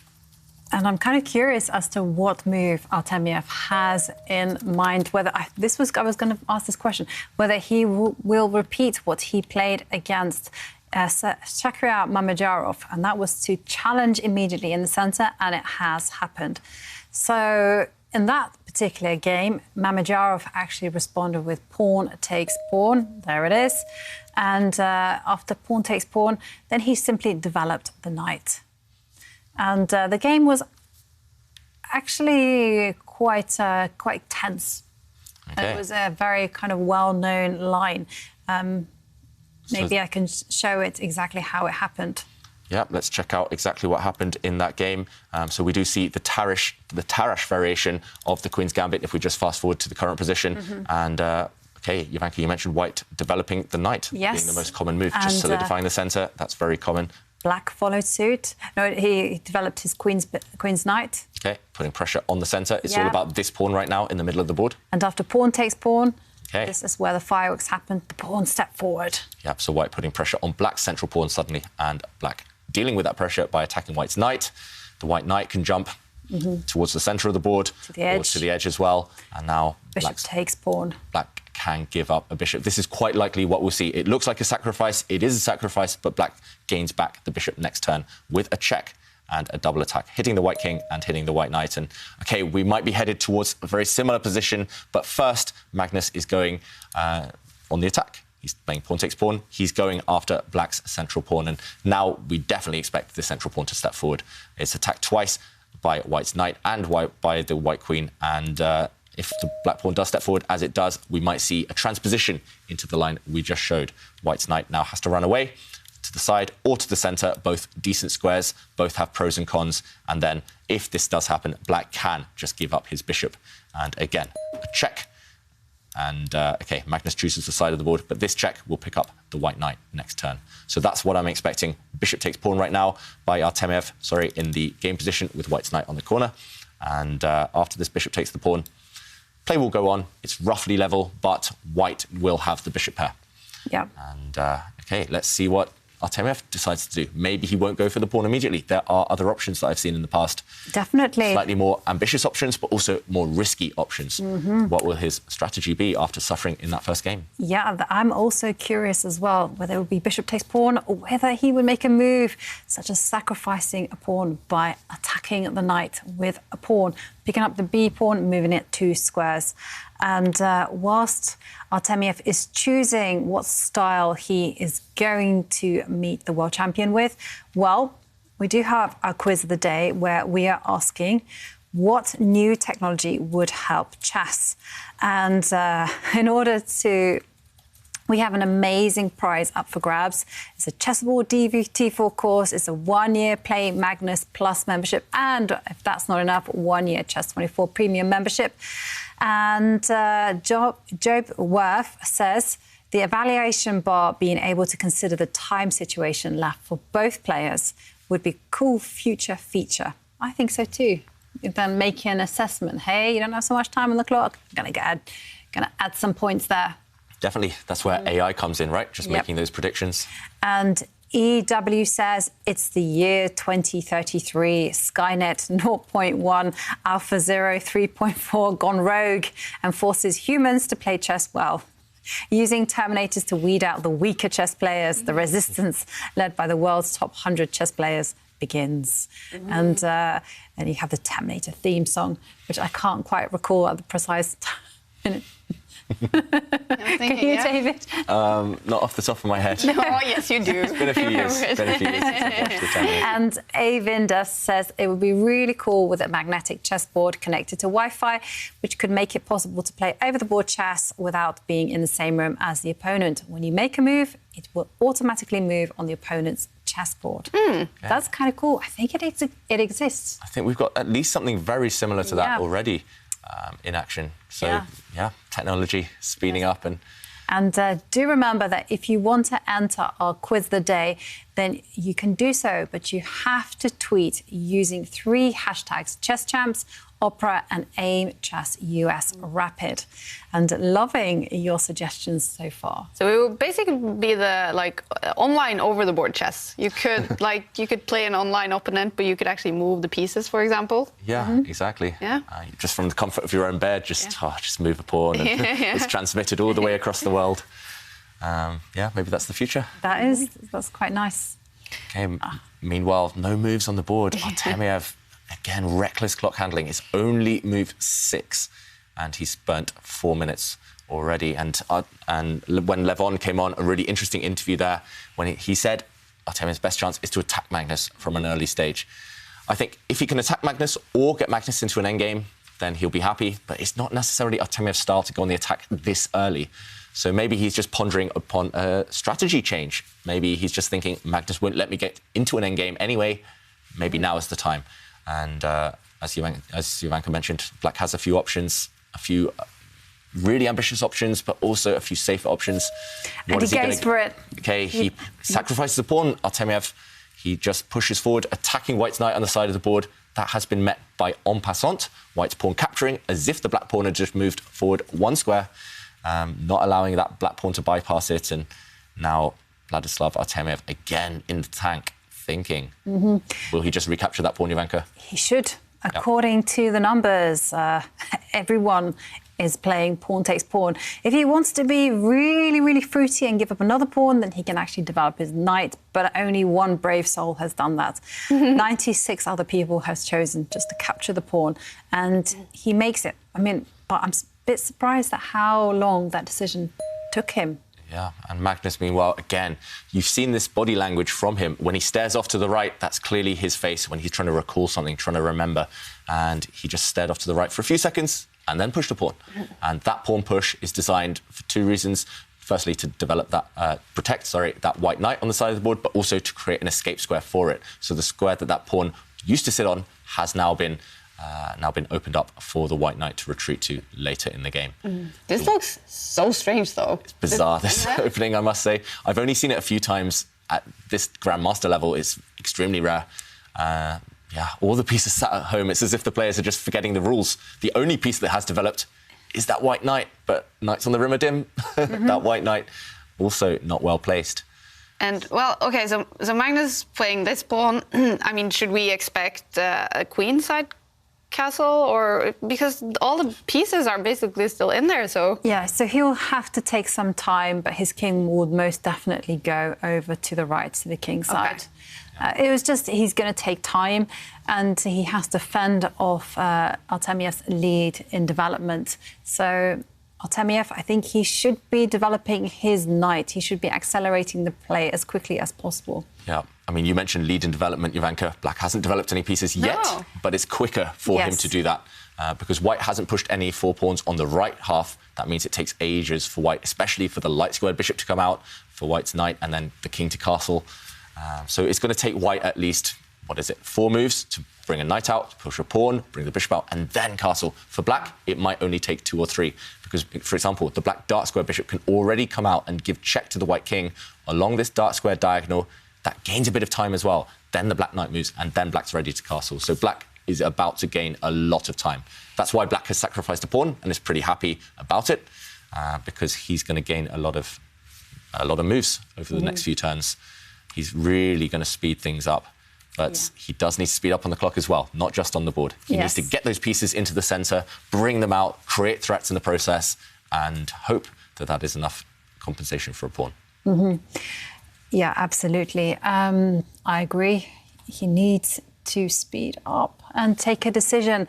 I mean, I was just flicking ahead. I must admit, I haven't really seen this position before with the black pieces. So I was kind of like, well, how is black going to generate some play? And looking ahead at my database, the play gets wild. Okay. So, for instance, black's most popular move. Magnus there smiling in anticipation of that wildness about to happen, maybe. And I just have to look at our... He's laughing really hard. Has Artemiev frozen? Yeah, that's what I'm wondering. Has he disconnected? Uh-oh. OK, so we know that if the players have disconnected, they are given 30 seconds back. Well, they are given their time back if they connect within 30 seconds, reconnect within 30 seconds. It does not look good on his camera. That looks like a very bad connection. Okay. Obviously, we do not know. OK, he's back, but we don't know if he's disconnected from the game. I mean... Yeah, I think he will get his time back, most likely, because he has disconnected. And, I mean, look at the clock times. If he doesn't get his time back, that is going to be really difficult to fight back from. Yeah, definitely. Gosh, 4 minutes. Yeah. 4 minutes to 14.5 minutes. No, that's very strange. Maybe a bit of frozen again. Maybe a bit of a glitch there, because he had 7 minutes just a while ago. So, OK, we'll get to the bottom of this. It's a bit of a mystery, but either way, it's not looking great for Artemiev right now in terms of the first game today, losing that on the scoreboard, now down, but also maybe some connection issues. OK, maybe that will explain why he's been so slow in this opening stage. What Jovanka mentioned is a known position. It has been seen before. OK. Drama. Big drama. Shall I show you some of the fireworks that black has in store? OK, let's keep an eye on the cameras as well while we show this, just in case Artemiev is able to reconnect, and we will try and keep you updated on that. Jovanka, you mentioned some chaos, some fireworks. Yeah, OK. So the most popular move for black here in this particular position is actually to develop the dark square... No, not the dark square bishop, but the knight. The knight, move it out to the f6 square. And, well, what does white do, David? I don't know. Most likely, just bring the knight out as well. You bring the knight out. OK, and black even has the chance to just really accelerate the play and dive in with the knight into the centre of the board. Wow. If he wants to. I know. That's surprising, because normally you don't move the same piece twice in the opening, especially while the rest of your army are at home, just doing nothing, asleep. But there is a direct threat, right, Jovanka? The bishop coming out. Exactly. And so that is why white has to take the time out to actually push a pawn and cover that square. And then, of course, play gets wild, because black starts to go, yay, let's attack. And so he attacks the knight in the edge of the board. And, of course, white really doesn't want to step backwards with the knight. So the game continues in a crazy style, and it's all about the counter-attack, so the white queen comes forward. And this is just crazy. OK, yeah. So much under... I mean, this is just impossible to evaluate. I know. It's simply... And this is probably one of the milder lines there is. OK, so there's even crazier stuff than this, with white's queen attacking the black knight, but also the white knight under fire, and still neither side obeying those opening rules that we're taught when we're young to develop pieces. Yeah, so this could well happen in the position. So this is the position on the board right now. We're expecting Artemiev, once he sorts out his internet issues, to just bring his knight out. And, yeah, some craziness will ensue. Yeah, he keeps... so his camera, you know, sometimes he's back and then it lasts for a few seconds and then he's off again. So definitely huge trouble with the internet connection now. Artemiev and all players are required to also have, like, a second internet source available, like a phone or something like that. But this is taking time. This is a little bit dramatic for the Russian. he was so eager to play the final against world champion Magnus Carlsen. This is not what he wants to be using his time doing. Fixing internet trouble. Talking about technology today. Yeah. Sometimes. That's what we need. Maybe just implant the Wi-Fi chip into our own arm or something so it will never fail. Yeah, either way, this is going to be frustrating for Magnus, especially in such a crazy position. But I think it would be even more frustrating for Vladislav Artemiev. I mean, just Magnus can just sit back and just kind of go, well, I know I have the upper hand here. I can just calmly think about how I'm going to respond to Artemiev. Meanwhile, Artemiev is going to be the one in panic, going, connect, and probably slamming the mouse up and down. Why won't this thing work? We've all been there, and it's just very, very frustrating. Sometimes technology fails us. And when it comes to technology, that is our quiz of the day, where we're asking what new technology would help chess. And Matt Braddock says, I'd love to have a handheld chess game, but with stockfish built in. And I can tell you, it does exist because my phone regularly beats me. Does your phone beat you, David? I'm not even brave enough to challenge it. Yeah, I think it would damage my ego too much to lose to my phone. I've tried it in the most boring position in an opening. Oh, have we? Okay, we do have some moves. Okay, so we don't Artemiev is back to 6 minutes on the clock here. Okay. So, yeah, that was around the time he had, actually, before we saw his camera freeze. So, OK, he has been given his time back, Artemiev. We don't have him on the camera, unfortunately. But meanwhile, we have seen a couple of moves. White's knight has been kicked back from the side of the board. Black gave a check with his bishop, and Magnus has just blocked. So, yeah, sensible stuff by both sides again. We do see a trade of bishops now. Magnus, he did have a couple of minutes with which to calculate, so maybe that was the plus side for Magnus. He can react immediately to these black threats because he was given a bit more time while Artemiev was disconnected to just think about the position, and now Artemiev has to bring his pieces out. Yeah. Does develop his knight. His camera's still frozen, though. It feels shaky. I feel like, oh, maybe his internet could lose this connection anytime. Yeah, and I have to say one thing about Artemiev's play. It's gone rogue. You know, he has left any form of opening theory, and he's now on his own. I don't know whether this is like serious opening preparation, or he's just kind of like jamming and just playing and seeing how far he can take this opening variation. So it has been recently analysed, and White's tried 3 moves here to challenge the black pawn in the centre by picking up the e-pawn, moving it 1 square. Another move is just to develop the knight. Not sure about that one because it might fall foul to the black knight jumping into the centre. And then there's also just trying to develop the light square bishop by pushing the pawn, the g-pawn, 1 square forward. Yeah, it definitely feels like both sides are freestyling here. Jovanka is such a rare line, as you mentioned, and even if someone's analysed it previously, I mean, it's hard to recall that type of thing. It's hard to kind of get a grip on this type of the type of ideas here because you can't just use pattern recognition. It's so concrete. One wrong slip with White. If White is unable to develop his pieces there on the right side, he's just going to get checkmated. The White king is going to be stuck as an easy target in the centre of the board.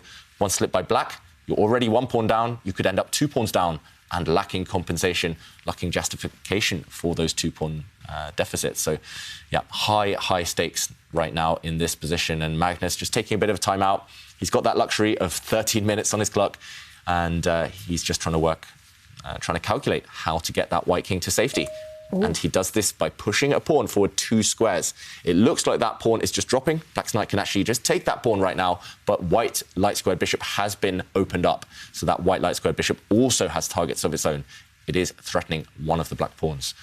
And here, as Artemiev, I don't think you should take White's pawn in the centre. It feels like you're losing too much time. It feels like just get that black king to safety and ask White the question, what are you doing next? Yes, you've pushed a pawn, but your pieces are still sitting at home. Yes, I agree with that completely. You know, this is such an enterprising opening that Artemiev has played. The spirit has been just to attack, to go forward, to put Magnus on the back foot. I don't think material considerations should even be thought about. Get the king to safety, throw another pawn into the mix, and it doesn't matter. It's all about who has the flow, who has the momentum. And I have to say, Magnus might be feeling quite uncomfortable here because, like you say, this is really offbeat stuff. And Magnus has this general rule, right? He's like, if my king is 2 moves away from... Well, let me start from the beginning. If the king is 1 move away from castling, safe. If my king is 2 moves away from castling, maybe safe. If it's 3 moves away from castling... It's dangerous times. Dangerous times. Yeah, and I also remember having a chat with Magnus. This is 12 years ago. He was in the back of a taxi and we were just chatting about some opening variation and he was saying, this is too high stakes. 1 wrong slip and you get knocked out, you just lose. And he hates that type of position usually. But here at least White has something to cling on to. White does have this extra pawn, and if White can survive the next few moves, if White can get that White king castled, I think he's going to be in great shape. So... Okay, Magnus, meanwhile, still waiting for a move to appear. He's now established an almost 10-minute lead on the clock. Yeah, it feels like Artemiev must be disconnected again because there's nothing to think about here. Just Black has to get that king to safety. Black has to castle away his king. I agree. I think that's the most obvious move and logical move on the board. And there's nothing else to think about, Jovanka. Right. It must be another disconnection, I think. I know. Such a shame if this game is decided by internet issues. Although that would be very unfortunate. It's really not what you want. I've had a game decided because I had some lag and I ended up losing on time and I was a pawn up and it cost England, it was actually for the online Olympiad, and it cost my team the match, and I was really quite upset about that. Oh, that must be horrible. Yeah, I was material up as well. And then it was like, what happened? Well, I think anyone in the world can relate to this. I mean, having internet connection problems, even if you're just playing a game for fun, or if you're playing a game for a huge amount of money and honor. We've been proved wrong, David, time and time again. I called it wrong there. I thought that he must be disconnected because what was there to think about? Black's king has to run away to safety, but no, Artemiev just captures a pawn.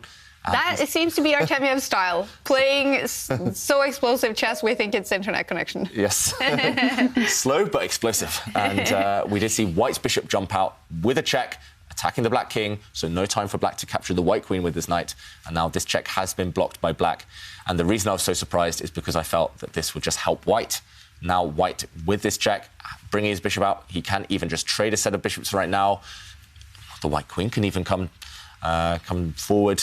Lots of choices here for Magnus Carlsen. It feels like this is helping White because Jovanka, using that logic you mentioned, White king now is only 2 moves away from getting to safety. All White needs to do after solving and resolving the issues with the queen and with the bishop is to move the knight and then castle. And he's safe. And he's going to be winning because White has an extra pawn.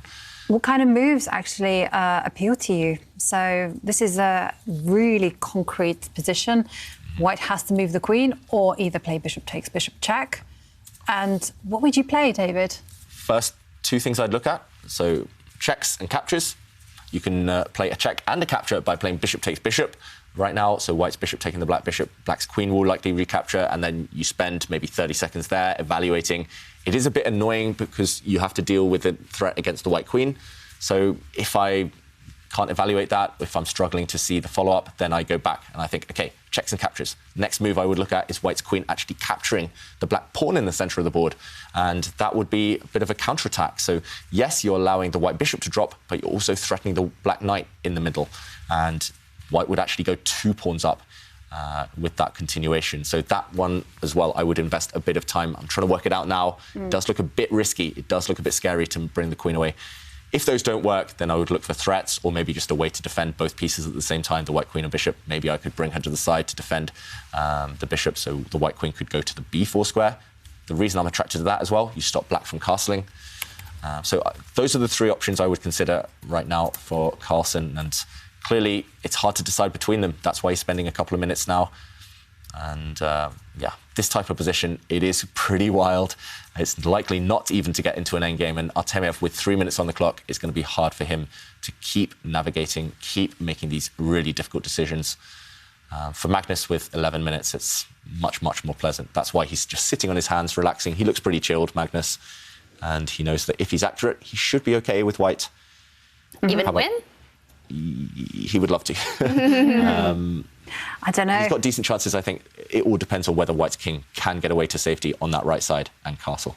Okay. The more I look at this position, the more I'm thinking it's not clear. And I think the reason Magnus is looking so relaxed is because he's in calculation mode. I agree with you.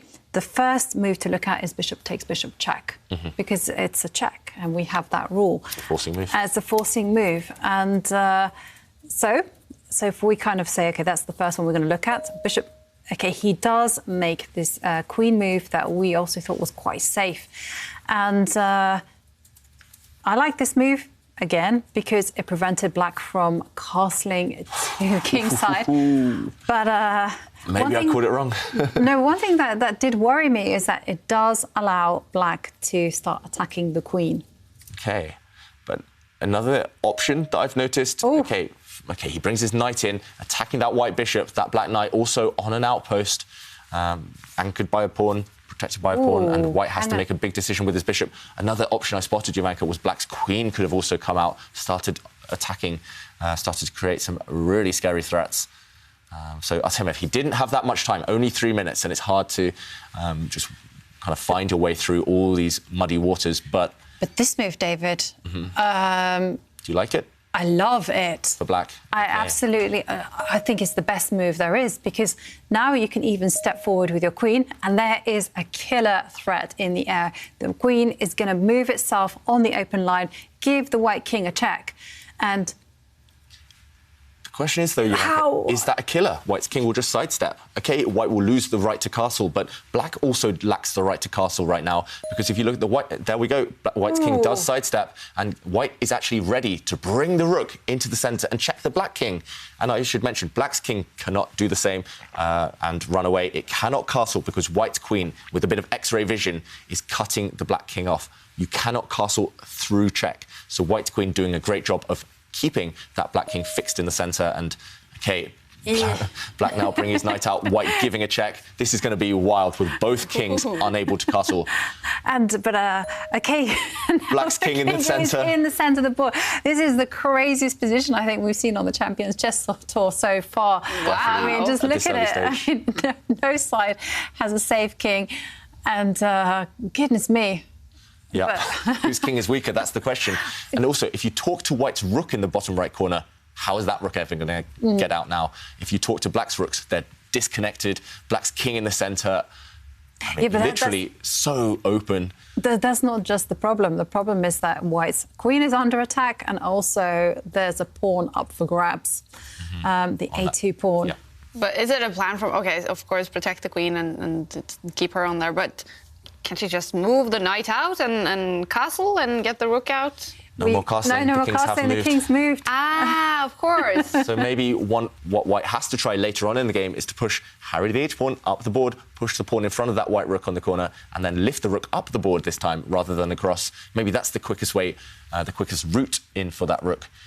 But, OK, Stockfish, the computer, says that Magnus has only one move to not find himself at a big disadvantage. That presumably must be to give check, because otherwise you step the queen back to some non-forcing square, then... You give black a move. You give black a time, and maybe the second row might be...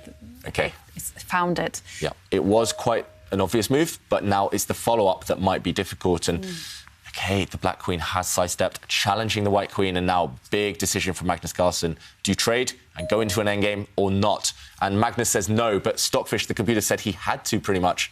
OK, actually, his move's all right. It's not the best, but it's OK. And that is a stylistic thing. He thinks that an endgame will suit Artemiev. We showed earlier in the day how strong Artemiev is in endgame, so Magnus keeping the queens on. But anything could happen. Both kings are just horribly misplaced. Right. I mean, for me, the most natural move on this board is just to go rook takes pawn. Greed is good. Get the rook to the second line, and we'll see what happens next. Yeah, so black's rook on that A-line can go and go greedy. Yeah. Yeah, looks very natural. I guess white's knight will move, and maybe Artemiev just trying to calculate the follow-up. That looks like step one. But he's got no time. He's got 2 minutes on the clock. This is an insanely sharp position. He has to start being a little bit practical. Not necessarily finding the best moves, but good enough. Yeah, and maybe that, again, that's another reason why Magnus kept the queens on. He's very aware of the clock. And if you're attacking your opponent's king when they're down to 30 seconds, we've seen what happens in the first game. That led to disaster for Artemiev. OK, he has to move. Yeah. Let's hope it's not a disconnection again. He has to move. That black rook can take a pawn. That black rook can even come down to the 5th rank and attack the white queen. OK, it does capture a pawn. And as Jovanka mentioned, that was the first instinct. You see a pawn, you take a pawn. And he could have played that instantly without thinking. It feels like he's not really trusting his instincts right now, Artemiev. Yeah. And, OK, you mentioned that white was simply going to move the knight. Now, what I would do, just according to principles, is obviously I want to hunt the white king. The white king is not looking very safe, but it has one important defender. That is the rook. If I could get rid of the rook by offering a trade, this is my idea, then I'm going to start. Then black will start to harass. Oh. Yeah, Stockfish says there's only one move that doesn't lose on the spot for white. So Magnus now thinking, he still looks pretty relaxed, Magnus Carlsen, but the stakes have increased. It is already do or die time, and he has to move that knight next to the black rook. It's under fire. He has to blockade black's central pawn. Any other square for that knight, he will lose. Any other move that doesn't defend that knight, he will lose. And, OK, Magnus... usually, but is it a natural move? Yes. I would say it's the most natural move, but... there are maybe a couple of options you could consider as well. It's not 100% guarantee that he'll find it. But normally when the top players, when the kind of path is narrowed, when the margin for error is tiny, they are quite accurate. But in this type of crazy positions, especially with the two kings, not on squares that you usually see them, it's hard to use pattern recognition. It's hard to just purely calculate your way out of danger. So, OK, blunder time or survival time? That is the question for Magnus. What a strange position. And this is what Aronian actually in his interview said Artemiev had to do. You have to get Magnus on the back foot early. You have to attack him. Artemiev would love to get this position, but with 10 minutes on the clock, then I would say black is a big favourite. The valuation bar slightly on black side, but right now it's still 50-50. Anything can happen. And if the white knight does find its best square, that D3 square, as we see there, according to Stockfish, then it's black's turn. If black isn't accurate, maybe things will turn around in white's favour. Funnily enough, it's like he finds the best move. Stockfish's suggestions were actually just giving a knight away. I mean, that's OK, but best move has been played. And this was the idea that I had. You know, white's king has been protected by just one valuable piece, the rook. Why not trade it off? And Magnus... he's predicted this turn of events, and now he's developed his knight. Knight is a king's best friend, we've been told many, many times by David, and it's kind of been proved to be 95% true. Yep, and that's why white has established two strong knights to defend the white king. The one thing I'm worried about from Magnus's point of view is his rook still in the corner. That white rook on the H1 square, it's going to take an age to develop. How many moves are we talking? What could be a plan for Magnus to get that rook out of there? Run with your king. I don't think he'll have time for that, Jovanka. I think he'll have to push the pawn in front of his rook and just bring it up the board, and that might take 2 or 3 moves.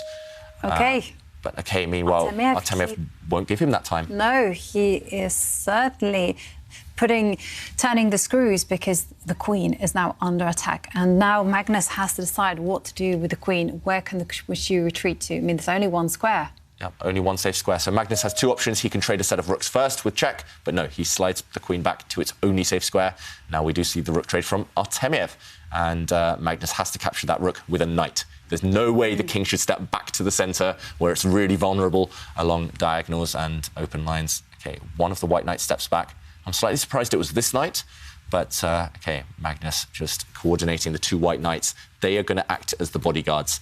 They're going to be the blockaders. It's not going to be easy for black to break through the combined might of those 2 knights. And he's under the minute now, Artemiev, on the clock, in a crazy position on the board in the second game here. Can he win it? He definitely can, but he's going to need a bit of luck, a bit of accuracy, and he needs some really creative ideas, because despite the fact the evaluation bar really likes black, there's no immediate breakthrough, and you could definitely envisage a situation where he panics due to the clock situation, and suddenly white is given time to activate the white rook, and suddenly trends change, and white will be the one in control. First, he brings his queen across. That queen's on a decent square, but I don't see the direct threat behind this move. There's no direct threat. I think it's just designed to stop the white king from trying to escape away into the edge of the board.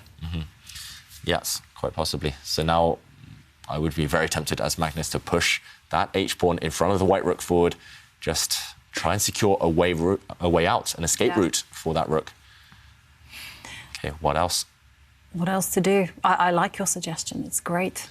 I mean, yeah, it's just process of elimination. I don't see anything else that's tempting. You definitely don't want to move the white knights. They are in their perfect kind of defensive formation. And the white queen, lacking squares. She's only got one safe square to go to, and that's why Magnus decides to get the rook out eventually. To get the rook out, yes. Yeah, and you're finding all the great defensive moves, David. Okay, so now how can Artemiev just amp up the pressure? Yeah, okay. Steps forward with the queen. He loves his endgames. That's one thing we've learned about Mr. Vladislav. And, okay, the queen trade, it has been allowed by Magnus. I think he pretty much had to do this. He had to get his rook into the game. That was the #1 priority. Okay. We will see the queens leave the board. Black's going to go after White's pawn now. White's remaining pawn on that left side. Black does have a pretty scary passed pawn as well in the centre of the board. Can he creep that pawn somehow past the power of the white knights? Those white knights, yeah, they are guardians of that pawn, of the black central pawn.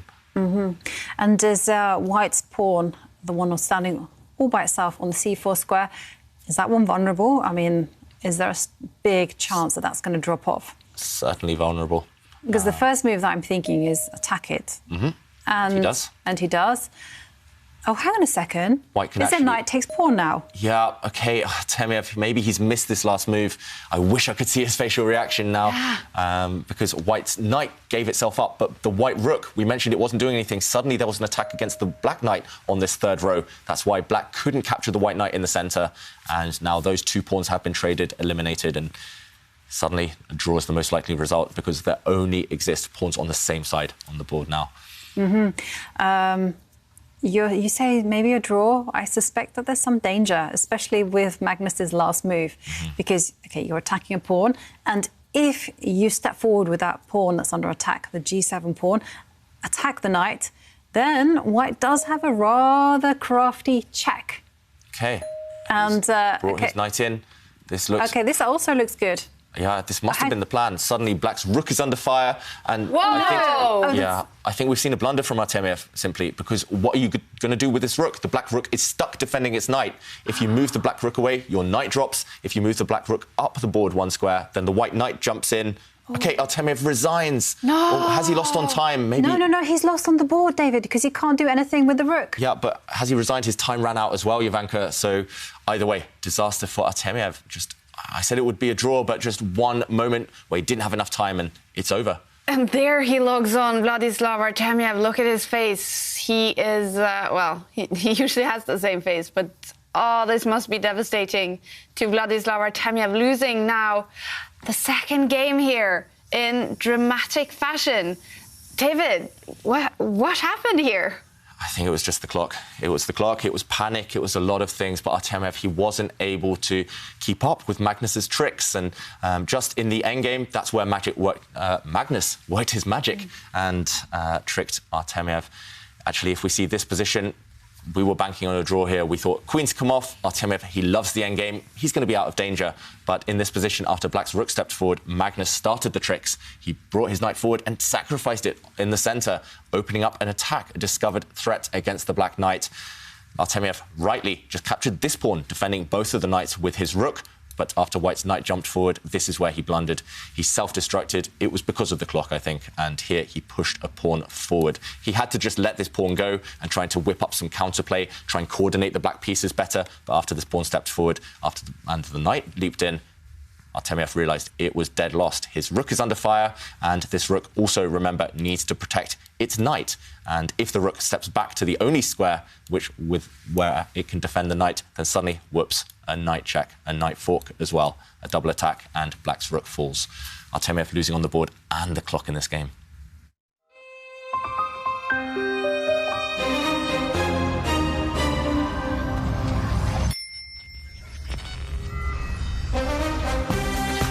Big drama in the final of the Aimchess US Rapid. Artemiev, he has to win the next game to have chances of tying the first match in the final. He's gonna have the white pieces in about 14 minutes. I'm ahead of the game. I'm ahead of the game.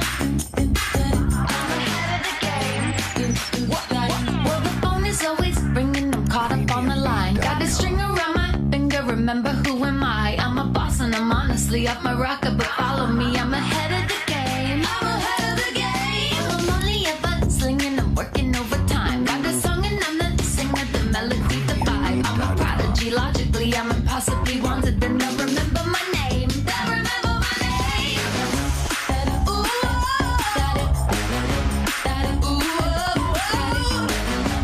well, I'm ahead now. I'm ahead of the game. I'm ahead of the game. Well,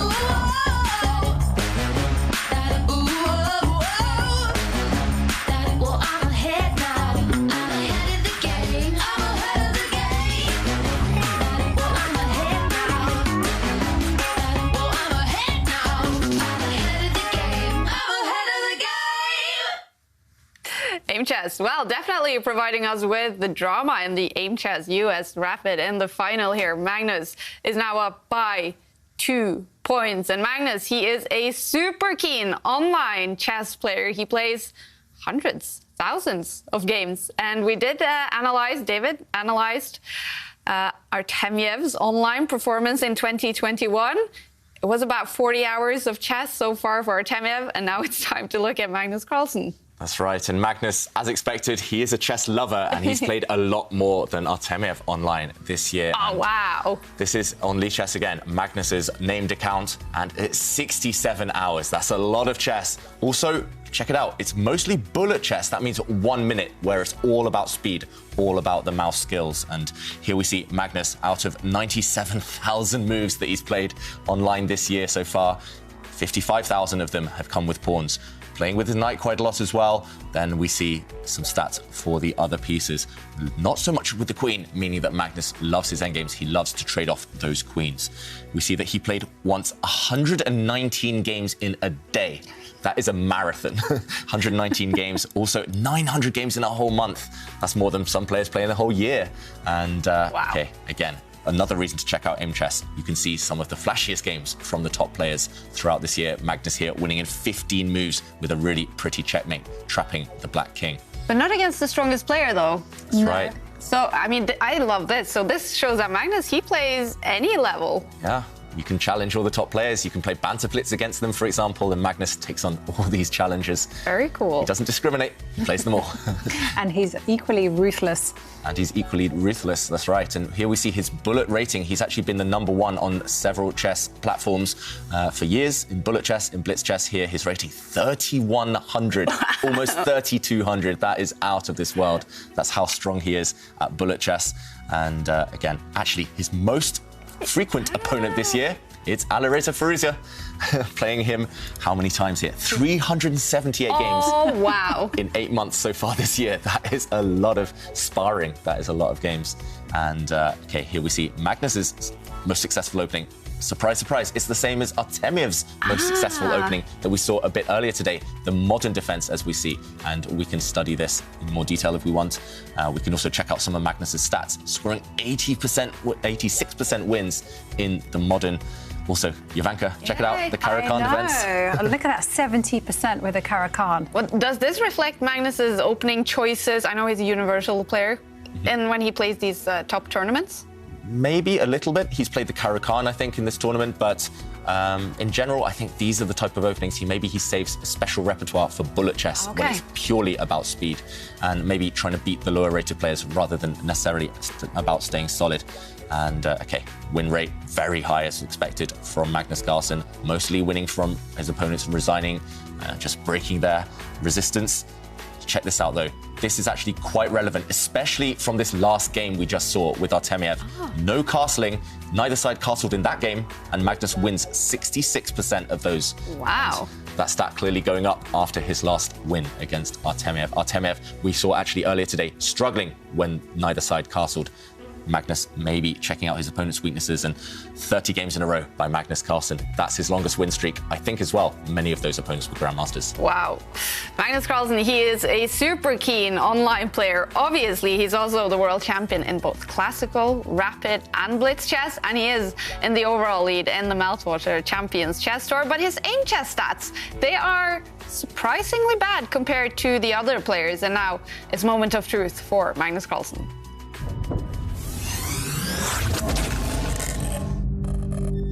What's the first reaction when you see your numbers? Yeah, I think it pretty much reflects what I've been thinking, that advantage capitalization, that's what I'm looking at, and that's been really, really bad. So that's and also my resourcefulness has been horrible. So this reflects what's been my problem, is that I play fairly well for a while, but then I don't win enough of the games where I'm better, and I don't save enough of the games that I'm worse, which just means that I've not been practical enough. So that's this reflects that I have a lot of things to work on. It also reflects that Wesley's been playing really, really well. Yeah. Is it annoying to see Wesley's numbers here? No, I wouldn't say it's annoying. It's pretty reflective of the fact that he generally has played really, really, really well, and it's been hard for me to beat him. So are there any of the numbers on you that you are happy about? No, the game's analyzed number is pretty good. But is it, so you are actually aware of numbers like this? Do you use it at all in your chess training to actually figure out what you need to work on? I would say that I can feel these things quite intuitively, but it's obviously helpful to have some more concrete numbers on it as well. But this very much reflects the trend that I've felt in, frankly, this whole season of the tour. Vladislav Artemiev, he has taken the Meltwater Champions Chess Tour by storm. This is only his third tournament and his second final. So no surprise, his Aimchess stats must be quite good. And now it is moment of truth for Vladislav Artemiev.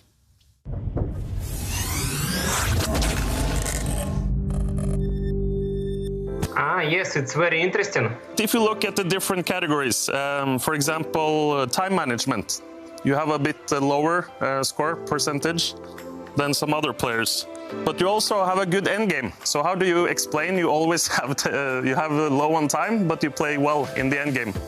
How do you explain this combination?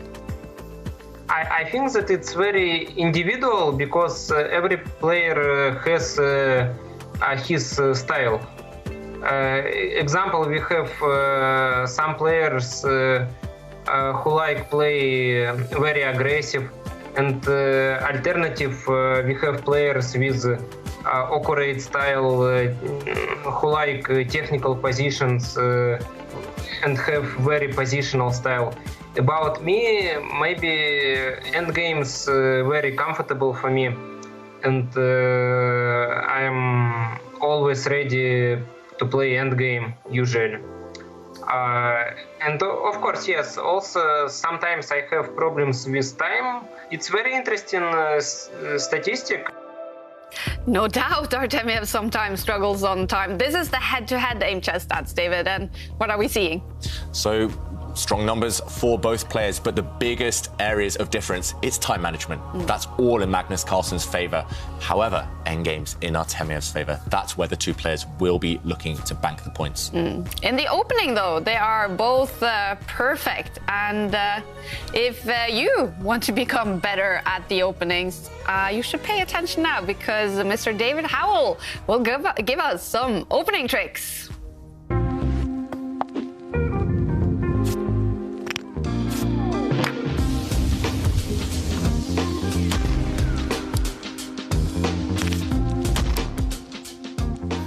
Opening traps happen all over the place. This is why you have to practice your openings and you have to study your openings to avoid falling into any traps. I myself have fallen into plenty of traps in my career, including when I was young. And I'm going to show you one of the most popular traps, one of the most famous traps in the Queen's Gambit opening. The Queen's Gambit starts with both sides pushing forward their Queen's pawn on the first turn. The reason it's called the Queen's Gambit is because white now sacrifices a pawn, trying to distract the black pawn from the center of the board. And if black accepts this gambit, if black captures this pawn, it is temporarily an extra pawn for black. White, meanwhile, can just push a pawn forward, trying to open up his bishop to target the pawn that has just captured his black's extra pawn. And if black is greedy, if black wants to keep the extra pawn, he can keep this pawn guarded now. However, this does lead to an opening trap potentially, and if black isn't careful, then he will soon have a lost position. White now can push a pawn forward, trying to undermine black's pawn chain here. If black moves this pawn, if he pushes it forward, then white simply regains the pawn that he gambited, and white has a very healthy position. 2 central pawns against black's 1, and white has developed his bishop very nicely. Therefore, if black plays the most logical move, keeping the pawn chain by pushing another pawn forward, this falls into one of the most famous traps in chess. White will trade these pawns off the board, and now it looks like black has a very healthy position, a very safe position, but suddenly we see that there's one undefended piece in his camp. White can bring the queen out along this diagonal, and suddenly this rook in the corner is trapped. There's no way to defend it, there's no way to block this attack without giving up material, and white will win at least a piece due to this attack against the rook.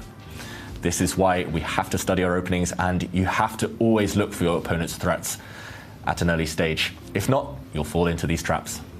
Let's go through those moves one more time. So we start with the Queen's Gambit opening, white sacrificing a pawn.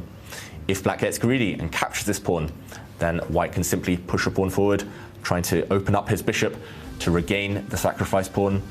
If black continues to be greedy, defending this pawn, now we see a huge error potentially from black. If black tries to keep his pawns intact, then after this trade, after pawn takes pawn, the pawn recaptures, suddenly white can take advantage of a weakness in black's camp. White can bring his queen out. Suddenly, this rook in the corner is attacked along this diagonal. There's no way to defend this rook. There's no way to defend or block this attack, and therefore white is winning already. Learning from David Howell, and let's see if Vladislav Artemiev has some opening traps for Magnus Carlsen. He will have to win this next game to be able to tie the first match in the big final. He will have the white pieces. Artemiev, a draw or a win for Magnus Carlsen, and the first day in the final is actually over. Magnus will be the winner. So what should we expect from Artemiev in this must-win situation? Yeah, well, this do-or-die moment, isn't it? He has nothing to lose, and that should make him dangerous. I think he just has to do what he did in the second game, which almost worked. He needs to play in a critical fashion. He needs to put Magnus Carlsen under pressure, and then just see what happens next. It's now about just playing for pleasure. Yeah, he's tried 2 different strategies. The first one, just maybe slower and more steady. That didn't work. Yeah, in the last game, he played more fiery chess. That nearly worked, but it was all because of the clock time that he was punished. And Artemiev, no matter which strategy he chooses now, he just has to play quickly. He knows that. Hopefully as well, his internet will hold up. Yeah. But either way, Artemiev, he needs to play quick moves. He has to put the world champion in a position he hasn't felt in before, and yeah, just get that world champion out of his comfort zone. Artemiev must be feeling the pressure now. Must-win situation. But we talked about it before, maybe a little bit of freedom as well. He just has to win this game, and here we go. Yeah, and it's a flexible opening. The Reti opening, bringing the knight out on the first go. Okay, Magnus replies with this pawn push. So will we see Artemiev push a pawn himself? White can push how many pawns here? 5, 6 different pawns that are still well known in this type of position. Okay, another choice from Artemiev, but he's slowed down again, not playing instantly, not picking his openings before the games have started. It is risky. He's known for freestyling, Artemiev. He's known for just kind of choosing an opening and shifting that emphasis to the middle game, but against Magnus, it's hard to do that. You need to target him early. You need to get out of the opening in a really strong position. That's how Wesley So's defeated Magnus in the past. That's how Aronian's done it, but no. So far, it's a repetition of the first game today. Both players now just copying each other. White pushing a pawn. Looks pretty innocent. White has got ready, however, to bring his bishop to its longest diagonal. That's a fianchetto. Magnus replying by bringing his knight out. And, OK, I expect to see black challenge in the centre quite soon, with a pawn maybe.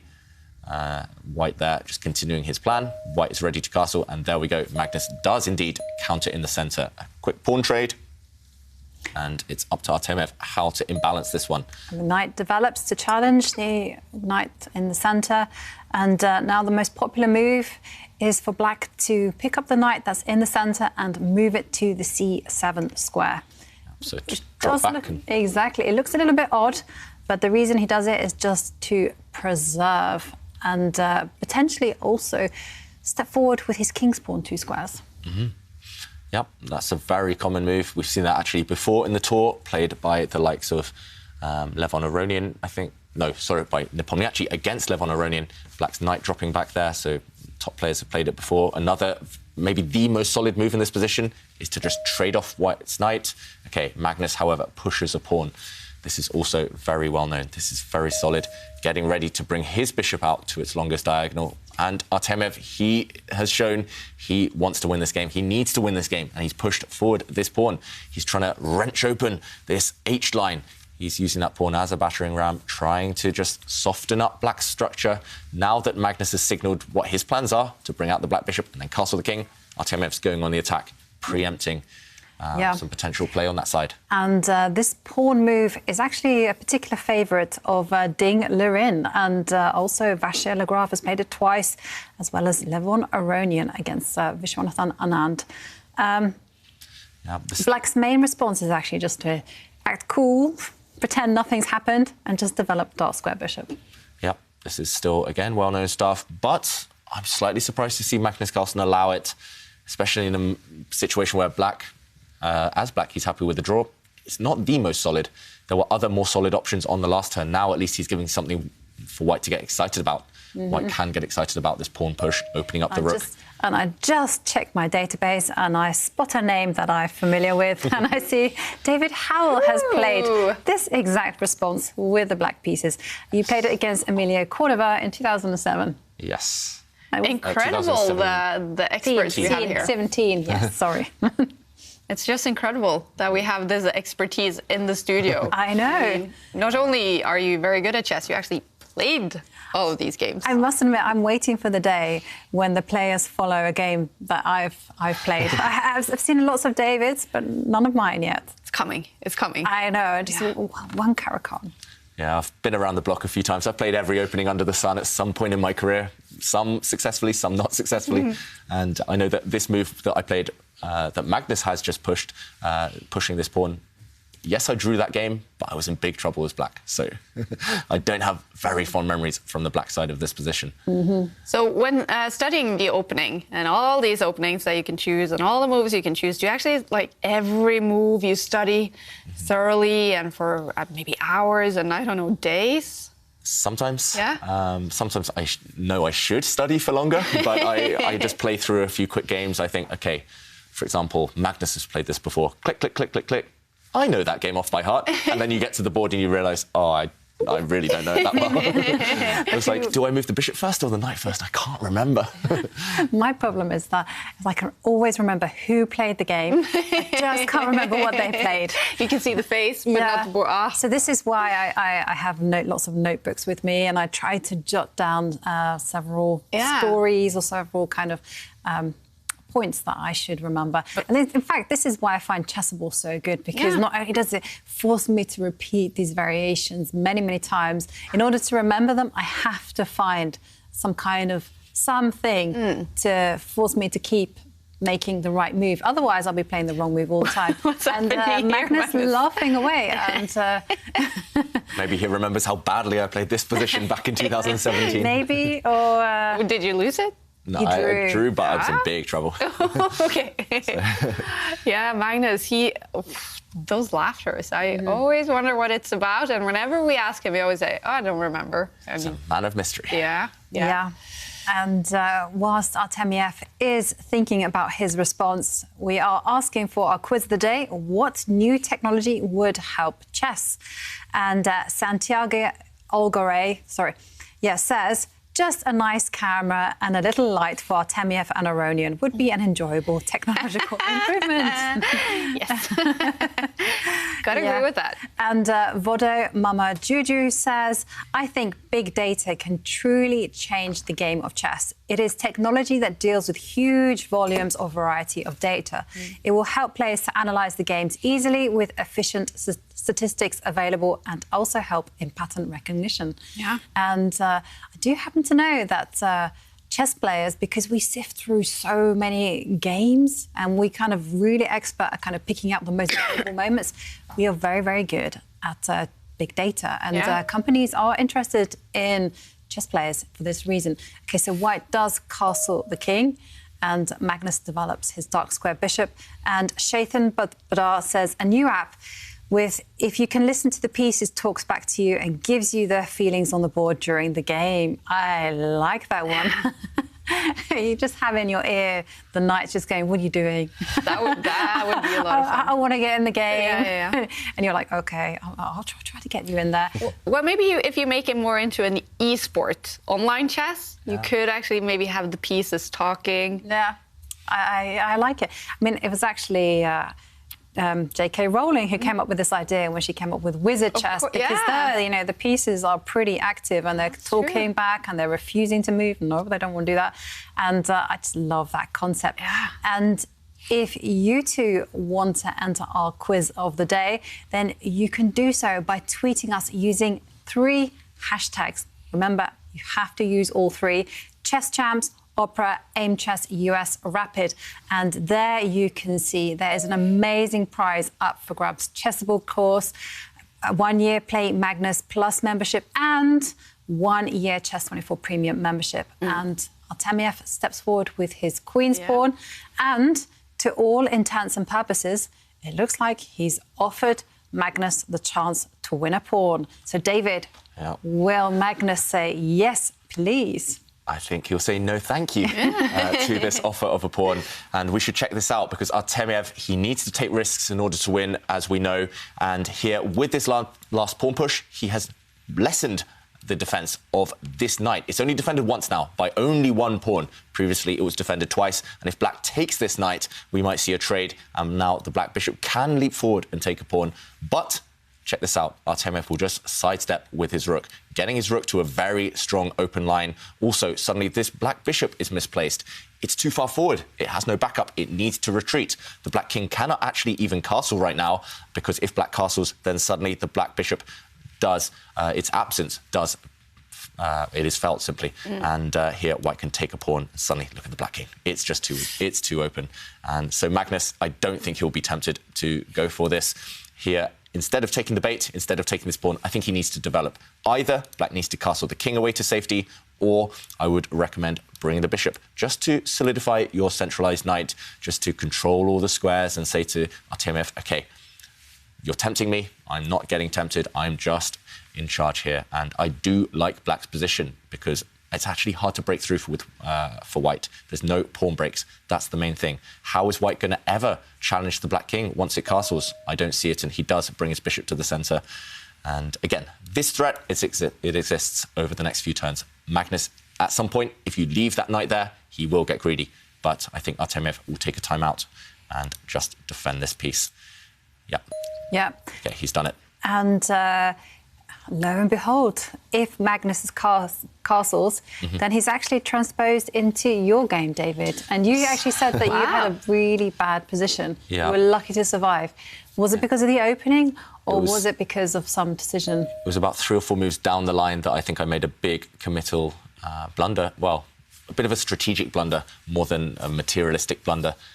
I didn't lose material, but I allowed my opponent's pieces to get active unnecessarily. And meanwhile, Magnus, talking of allowing opponent's pieces to get active, he has said, OK, I'm just protecting everything first. Before committing the black king, he's just created a really nice pawn chain on this left side of the board, keeping everything under control. So if white was tempted to go and attack some of the black pawns, Magnus has already defended them, so he won't have to lose time there. And that has reduced Artemiev to just pawn pushes, innocent pawn pushes. That is not necessarily threatening anything yet. So now is the time for Magnus to castle that king.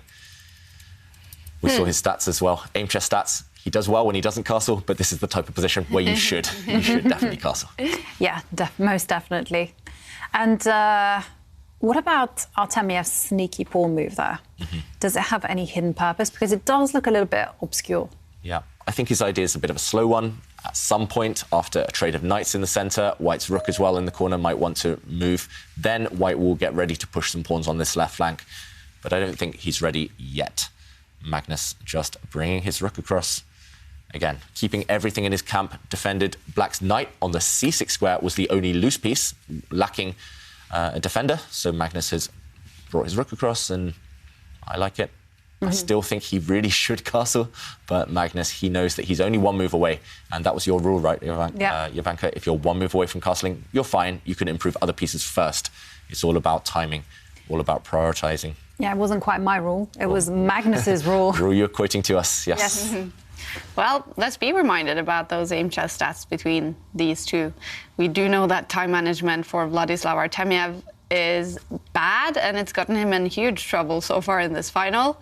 Better in this game, though, and then it is that endgame that he, I guess, again, will be hoping for at some point. Yep, he would love an endgame, maybe a more simple endgame than the one he achieved in the last game, where he just had no time and couldn't work out the details. But notice Magnus Carlsen's strategy. All of the pieces are still on the board. Even if a set of knights get traded in the centre, how is Artemyev ever going to trade off the queens when it's so blocked? It's just impossible. So Magnus picking his openings, picking his middle game formations in order to avoid endgames. That, to me, is a clear indicator that Magnus has studied his opponent's games, and he has planned with his coaches maybe certain types of techniques in order to ensure Artemyev can't get to his strongest point of the game. Yeah. And Artemyev obviously thinking about how to come up with a plan. I mean, there's nothing obvious. Yeah. I mean, one of the moves that kind of immediately sprung to my mind was, first of all, just moving the rook 2 squares towards the centre, putting it on a half-open line. Another move I thought about was, hey, Magnus should castle. Maybe I can stop him from castling by sliding the queen to the left. OK, the rook now has relocated itself. But I was just going to say that White has to be careful about playing such kind of like one-sided moves, because Artemyev's sneaky pawn move actually had some consequences, and that is that the b3 square is now up for grabs. Yeah. OK, finally, Magnus castles. Yeah, I think White's play is quite one-dimensional here. As you mentioned, Jovanka, White only has one side that he can play on. I don't see how these pawn pushes... Earlier, we got excited, right, when that h-pawn for White on the right side pushed forward. I don't see what he's done with that. He decided to castle his king on that flank, and therefore now, because there's no headway to be made, no progress to be made in the centre or on that right flank, Artemyev has had to switch, and all of his energy is focused on the left side. But Carlsen now, after this trade of knights and after White's pawns pushed, he's saying, OK, I know you're trying to undermine that nice black pawn chain on the left, but I'm going to ignore it for now. More importantly, I'm going to try and trade off pieces. A draw suits Magnus, remember. So now everything's coming off, actually. All of the knights are leaving the board. Black has also traded off these bishops. Artemyev, will he just recapture this bishop with his king? Maybe the white knight in the centre of the board, maybe it's about to drop off anyway. You can throw it into the centre, give it up in a different way, and then capture Black's bishop. But yes, I think this is a good choice, because, you know, remember, Artemyev has to win. It's not enough to draw. He just has to throw caution to the wind and try to extract something from the position. And I'm just worried that if he just steps forward and takes the bishop, that the structure that Magnus has is a little bit too solid. Yeah. So if he just takes this bishop, Magnus will recapture the knight, and, like you said, solid, not many pieces left. These rooks just neutralise each other. It's just equal. It's just going to be a draw, maximum, I think, here for White. So I think he has to just mix things up. He has to gamble slightly, and after the black bishop takes this bishop, not recapture automatically, but instead sacrifice this knight, which is dropping off anyway, but in a favourable manner, and he can do that by bringing his knight forward, giving his knight up on an empty square, attacking the black queen, attacking this rook, and if black takes, now to take the white light square bishop, and suddenly, look at these guys, they are eternally weak. They're doubled, no protection for them. Also, the black king slightly more open than it was. White's queen later on can try and target these pawns. This is his best bet. It's still nothing special, but, OK, he's tried it. Look at this. The white knight has given itself up on this empty square. And now, is Magnus going to take it? Magnus says no. OK, but he puts his queen on that square, which is A little bit strange to me because now Artemiev can play knight takes. Aha! Magnus is going on the attack, Ivanka. We have to highlight actually why he couldn't play knight takes rook. Yeah, so if White had played knight takes rook, the black queen would have swooped down and delivered a nasty checkmate to the white king. This was a hidden resource. This is why the top players are so sneaky. They see stuff like this, which, I mean, it was hidden from afar, right, Ivanka?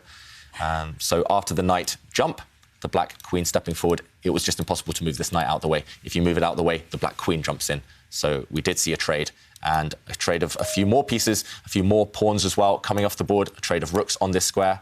And after all of this, it's just level material, level pawns. The only thing that Artemiev can hope for is that we're heading towards an endgame, and also black does have an isolated pawn. Everything else is pretty much balanced. Yeah. It's all about this pawn right now. If Magnus can later trade it off, easy draw. Yes. If Artemiev can round it up, for example, bringing the queen to target this pawn, maybe some small winning chances. Yeah. But nothing too huge. I think the world champion, he's a favourite to draw this one. Yeah, totally. One thing that I see as a plan for Magnus is actually if he can swap off those two pawns at the edge of the board on the A line and maybe even lose his weak pawn, I don't think it's enough for Artemiev to objectively win the game. Yeah, especially if the bishops come off the board, for example. Yeah, I agree. Too many pawns on one side. And whilst Magnus is thinking, well, what do you think about some answers to our quiz of the day? Oh, yeah. And if people want to join, they need to hurry because if Magnus is able to draw this game, it's going to be over for today. It will be, yeah. And we're asking what new technology would help chess. And I really do like Vasilis' suggestion. What do you guys think? About new technology to help chess, two things. One, auto-centering pieces in their squares at over-the-board tournaments. I like it, yeah. And two, a draw button on the clock to better control draw offers. Yeah, I like the auto-centering, I like that, definitely like that one. I do kind of like, though, whenever I'm at an over-the-board tournament to watch players, when you can sort of see that one player is about to sort of offer a draw and sort of that awkwardness sometimes. I don't want to lose that. Yeah. When we were playing youth tournaments, Ivanka, especially if there was a language barrier, if you're playing someone from a foreign country when you're really young, it's really awkward, right? If you say draw, they might not understand. Yeah. So there was always this kind of universal signal. It's like, draw, please. A button would be maybe safer and simpler and couldn't be misinterpreted. But it also would be quite nice if you could just block that button and say, no, I don't want to draw, don't know. We play, and so you don't get disturbed by it. Yeah.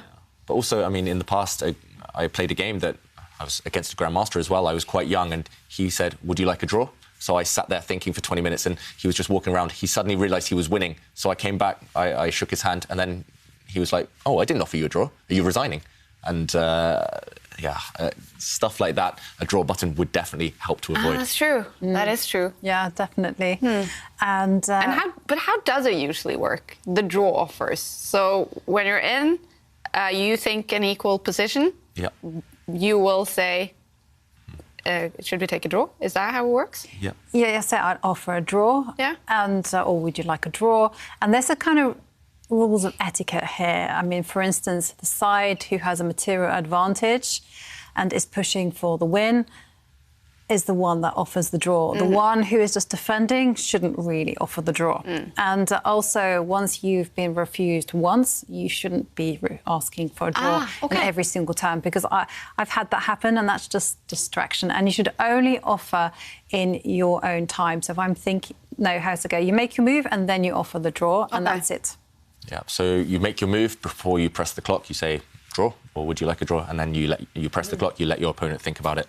You don't offer after they've already been thinking for 20 minutes, for example, because that would disrupt their thinking and maybe change their thought process. And you've got to be a bit respectful of that. Yeah. Okay, so you make your move, you say, I offer a draw, then you press your clock. Yes. And you let them think. Yeah, let them think. And I do remember when it comes to draw offers, when I was a kid, I offered this draw to someone and I thought, okay, it's just a perpetual check.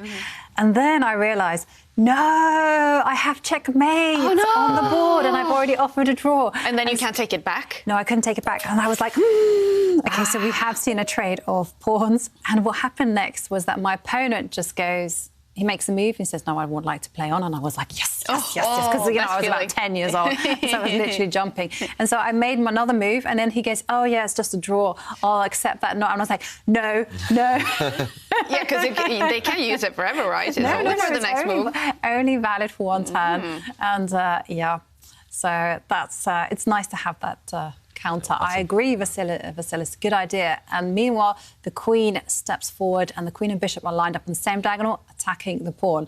And whilst Magnus is thinking, I also want to share with you Jimmy Cecil's answer, which is the technology that I think would help chess is AI that can explain the reasoning behind the moves. And they say, I can't do that, Dave, because... Telling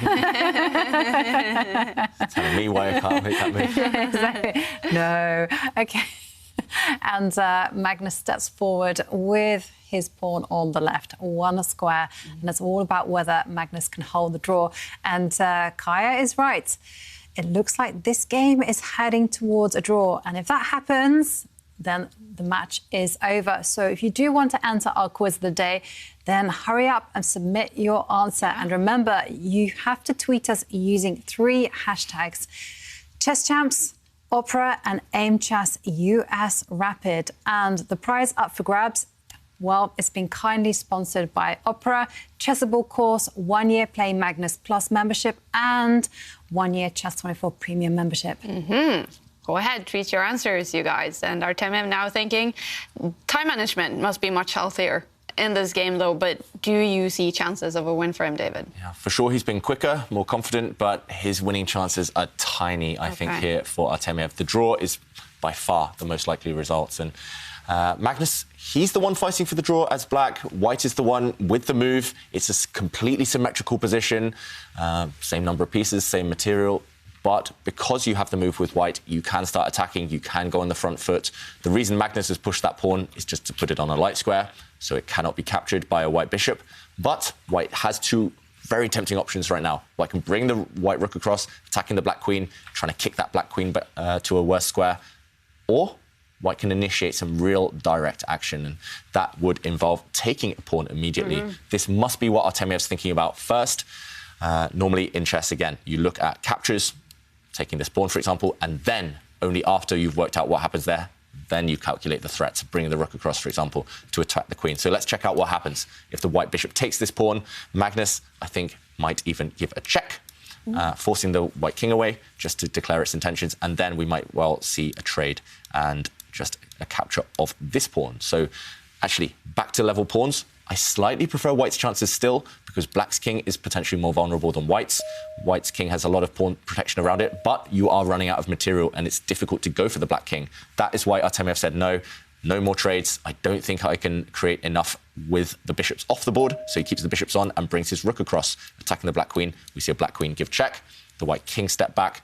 I think blocking with the white pawn there would have just loosened white's pawn structure too much, so it's better to keep the king nice and safe, tucked away, and now Magnus needs to deal with the threat against this pawn. This diagonal, that's where white's hopes lie, so the most likely is that he'll push this pawn forward to a light square, where it's nice and safe, or he can maybe defend it with his king.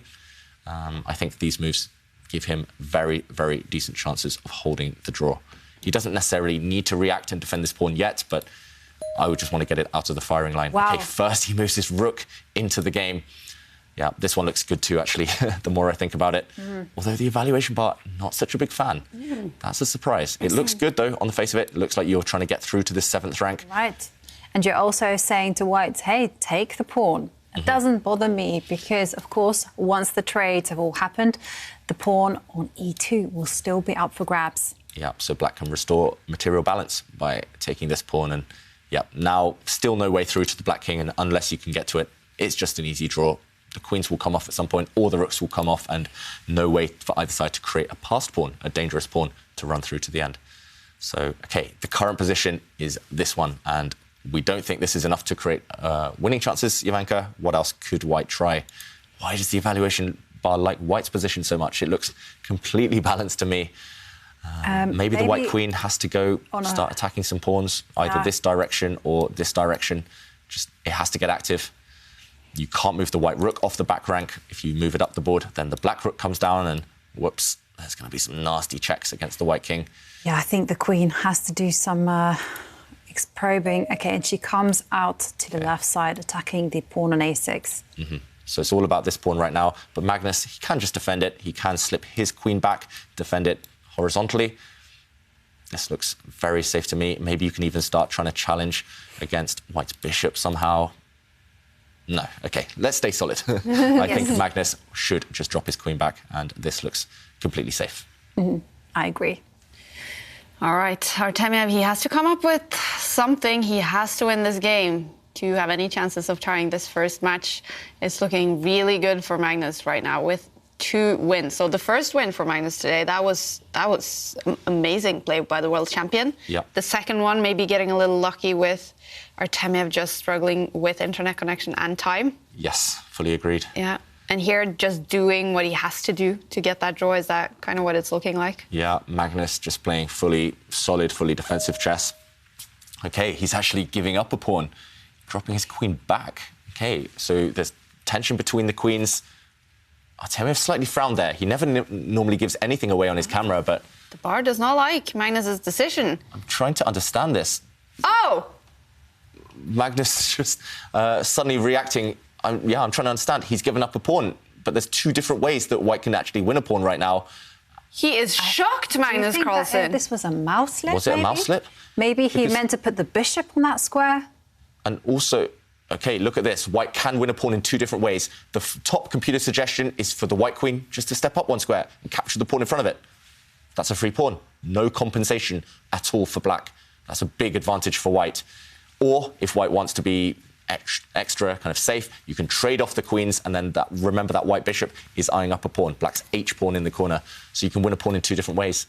Jovanka, I think it was maybe not a mouse slip of the bishop on that square. I think maybe the queen. I showed the best move or the safest move for black was to bring the black queen up 2 squares. Maybe he's dropped the black queen up 1 square instead. So you think a mouse slip, maybe? It must be, right? It must be, But it took some time before that big reaction. Yeah. Maybe he just made the move and just kind of sat back.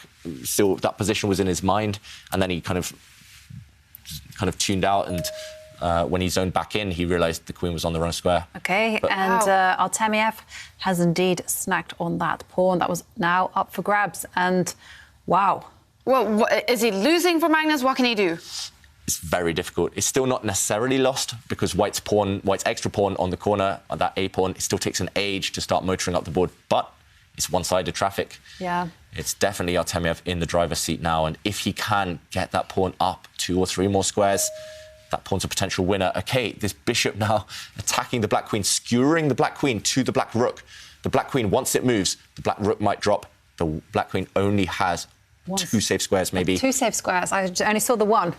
Yep, so you can challenge against the white queen, or you can go and put pressure on the white rook. Magnus almost looks like he's ready to resign here. He is just very annoyed with himself. All right, and thinking now to save this game, to get that draw that he needs. But maybe we are having some drama here on the first day in the final, you guys. Yeah, I mean, in an unexpected way as well. OK, so David highlighted this possibility. Magnus offers his queen for trade, and the queens are now off the board. And we're in that endgame? Yeah, we're in that endgame. And now it comes down to whether Magnus can hold this position. He is a pawn down, and white's pawn isn't necessarily the best one. You know, it's only on the 3rd row. It does require a lot of defensive work to kind of keep on the board. Yep, agreed. I think this is the best that Magnus could have hoped for after he blundered his pawn.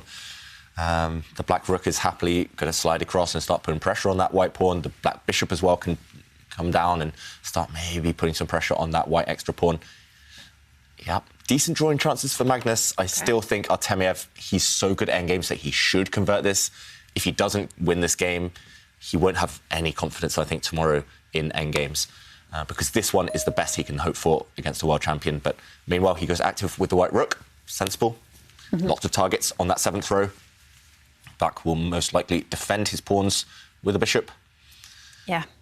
And yeah, I would say odds here are maybe 60% a white win, maybe 40% chance Black can hold, but no winning chances at all for Magnus. No. It's purely backs to the wall, all-out defence, and he'll need every ounce of that World Championship magic. Yeah, that resourcefulness. That resourcefulness, exactly. Yeah. Advantage capitalisation, I'm trying to think back. Artemiev was quite high, right? I can check. Up at almost 80%. He is on, 78. yeah, he is on 80%. 80%, yeah. And Magnus, we know resourcefulness, that is not his best place, 19% only. He struggled throughout the tour, Magnus, when he has this disadvantage. And yeah, those stats are very relevant right now. Okay, Magnus trying to eliminate some pawns. Meanwhile, he's offering this trade. If white takes that pawn, Black will just replace it with another pawn, and Black's rook is guarding everything on this 5th rank. So just trying to displace the white bishop, trying to kick it back as well. I think the best way to try and hold this as Black is to eliminate as many pawns as possible on this right half of the board. And long term, you might even have to give up the Black bishop for White's extra pawn on the other side. But if you can eliminate all the pawns off the board, at least you'll hold. And Artemiev retreating the bishop. So now I think the only move to defend the pawn that's under attack. Ooh, what's this move? What's happening? I thought he was just simply going to move his bishop. And now Magnus is saying... He's just trying to surprise us, Jovanka. Yeah. And I don't understand it either. Looks like that drops another pawn. Playing on Artemiev's clock, maybe? No. He has an idea. What is his idea if White's rook goes and captures Black's central pawn on that E line right now? OK, so he is going to go for the A pawn that stepped forward. But how? The white rook would have come across and defended it. I don't really understand. And OK, Artemiev trusts Magnus. Maybe it's just a case of mutual blindness. I missed that defensive move that you highlighted. OK, now Magnus stepping forward to the 2nd row, attacking a pawn. Yeah, so the Black rook getting active. The best way to stop these passed pawns, these scary pawns, when there's no way to blockade them with your own pieces, is to get a rook behind. And Black's rook, yes, it's attacking a pawn, but it's also getting ready to just switch across to the A line and keep an eye on White's pawn from behind. OK, I like this last move from Carlsen. I like also what Artemiev's been doing, but I'm surprised he didn't invest another 20-30 seconds onto capturing Black's pawn just 2 moves ago. OK, that's a check. The Black king steps forward. Okay. You rarely see this happen, actually. Black king gets so ambitious, leaves the bishop and the pawns behind in his wake. Spartan king. Trailblazer there. Sorry. It looks as if he's trying to checkmate himself in the centre of the board somehow. OK, so Artemiev pushes his pawn 1 square forward. This is beautiful strategy. Now the big threat is just to step up with the rook to the bottom row. I think White's just winning on the spot, Jovanka. Yeah. If we see a bishop trade, White can just take off this Black bishop and then step up to the 7th rank. White's rook has a couple of pawns. It's going to snap off another pawn. OK. White's rook defends its pawn and wins another pawn in the process. White's about to go 2 pawns up. In a rook endgame, a 2-pawn deficit is too much. Magnus, he looks disinterested. He knows that this game is gone now. OK. It was a mouse slip or a blunder, which cost him, and Artemiev's wrapped this one up nicely. Just take that pawn, get it off the board, and Artemiev will guide this one home to victory. Yes, absolutely.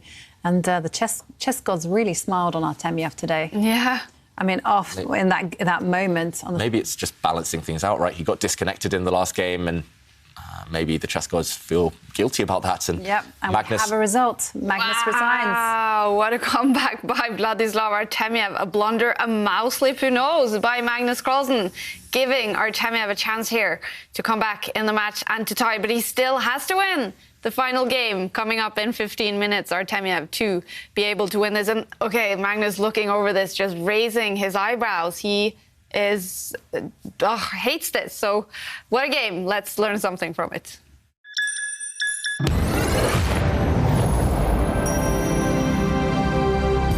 I guess the main thing to learn from this game is to always double check before you make a move. And here, Magnus, I think his intention was to simply drop back the queen 2 squares. This would have been the best or the safest move in the position, guarding Black's pawn on this side. But Magnus, maybe a moment of blindness, maybe a moment of carelessness. He just dropped his queen back one square, and this was actually a really clumsy square because it doesn't defend a pawn. White won this pawn and later clinched the game. It was maybe a mouse slip, as we'll find out later on in the interview, but in this position, it was either to drop the queen back 2 squares or to plant this bishop forward, as Jovanka mentioned. That would have saved the game for black. Instead, he did just let the pawn go. And if we fast forward to show why Magnus resigned, it was actually Artemyev's move, and Magnus didn't even want to let Artemyev get the chance to win some pawns. Artemyev just simplified, traded off the queens, the bishops, and now would have gone 2 pawns up. Slowly but surely, this pawn would tie down the black rook. Meanwhile, he would create an extra pass pawn with his 3 versus 2 advantage on this side.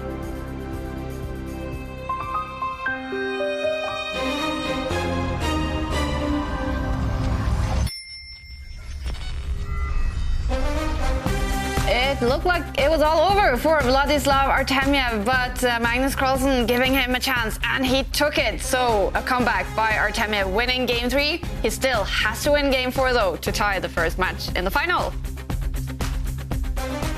Both of these players, and I bet most of the players that we have had in this tournament, the Aimchess US Rapid, are old enough to remember time without computers and chess without computers helping them. So no doubt the way chess is studied has changed a lot in the past 25 years.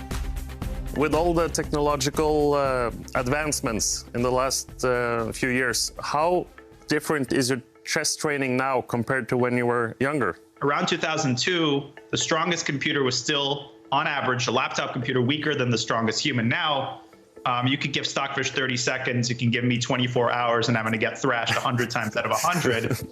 And so with that has come this drive to emulate computer play. The quantity of information that computers produce in terms of the opening, in terms of tactics, has grown exponentially. And so training has become a lot harder. You have to master a lot more stuff opening-wise. People's defensive capacities have improved tremendously because you can see, you can give a computer a totally lost position, you still won't be able to beat it. So you see this push and pull effect. One type opening is refuted, but something that was not played since the 60s all of a sudden is revived. So I think that's going to keep happening, maybe at a greater pace. And every time I think it cannot improve, it keeps improving. So that means that as chess players, we start looking more and more stupid because the computers start pointing out all of our mistakes instantly. And to prepare, we have to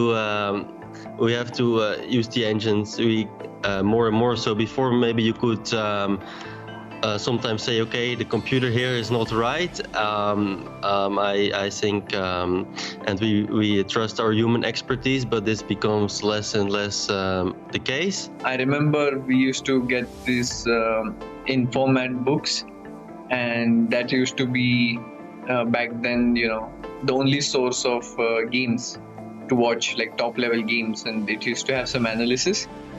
But right now you have access to so many things, like there are these chessable courses, there are these databases which are updated every week. Online you get access to everything. But back then, when I was as a kid, my main source of learning was from books. It's completely different style of play when I look at it. Like when the kids nowadays, they grew up with the laptops, so they don't read as many books as we did. So we have a little bit more of a bookish kind of chess, I feel. But in my childhood, I was always told that playing too much blitz is bad for your chess. This was the advice which I used to get, and probably it's not right. It doesn't hurt, maybe. So there's a big difference when it comes to thinking about how you prepare. Now I see that young players think that opening is most important. Or maybe only openings. These days it's a lot easier in a good way, that you're not as disadvantaged. More players from different countries can play as long as you have stable internet, and there's so many resources online. Not only can you play, but you can be told how to improve much easier than before. I'm super excited to see what new ceilings are going to be broken and how our playing styles are going to change, what new information humans are going to be able to acquire, what new playing styles we're going to be seeing at the top. And I'm very happy to be around for the ride. Yeah, what a time to be alive and what a time to study chess. Now, world champion Magnus Carlsen, he says he's still a big fan of those traditional chess books, but he does not have a very strict regime for how he studies the game of chess. I would say mainly these days, like I play through hundreds of games probably each day. Now, do you have to be very disciplined and strict with yourself to not end up only playing blitz and bullet chess online? Well, I'm a grown-up. I can do whatever I want. So I would say I think you have to find your individual approach that works for you. But I'm somebody who has always thought about chess all the time, but I've never sort of liked or had discipline to say, now I'll do this and now I will do that, and I should not play bullet because that's bad for me. I've more been like, well, I feel like playing some bullet or I'm playing some blitz. Now I feel like doing some more serious chess work, so I'll do that. So what do you predict for chess because of computers in the next 25 years? That's very, very hard to say. I think engines, neural networks, that will become even much stronger, probably level the playing field even more than it already has. Apart from that, I don't want to say too much, because every prediction that's ever been made about the future has been wrong. And you usually end up looking pretty foolish. Well, that is exactly what we've been asking our viewers today to do, though, Ivanka. And do we have some more answers on technology? Yeah, we're asking what new technology would help chess. And Manoj N says we need a portable augmented reality device to project chess over any flat surface. It will make recording analysis of over-the-board games easy. It will also give the players experience of over-the-board chess without the need to carry the board and pieces. Yeah, I also like the kind of futuristic tone to that. You can just have this. There you go. Let's play a game, Kaya. Yeah, I like it. Yeah, and St. Helens Chess Club, a technology to help chess would be self-writing pieces combined with a clock that only allowed you to press it if the move was both legal and complete. It would stop those scruffy over-the-board time scramble finishes. I love that idea. You know, you're trying to press the clock and it's like, no, adjust your pieces, please. It's definitely the one downside to try and play bullet chess on, over the board, right? Yeah. Just not physically possible. Yeah. And finally, Sam Ray says, Chess AI being able to explain the concepts behind complicated calculations and move recommendations. This would help the next generation not rely too much on the evaluation bar. And if you two want to enter our quiz of the day, then you can do so by tweeting us by using 3 hashtags, which are Chess Champs, Opera and Aimchess US Rapid. And the prize up for grabs, it's a big one today. It is one D4 chessable course, 1 year Play Magnus Plus membership, and finally 1 year Chess24 Premium membership. Yeah, what a cool prize. All about studying using technology. And we're having some fun revisiting those Howell's how-to videos. And now David Howell will use one of those traditional over-the-board chessboards to explain what online chess is all about.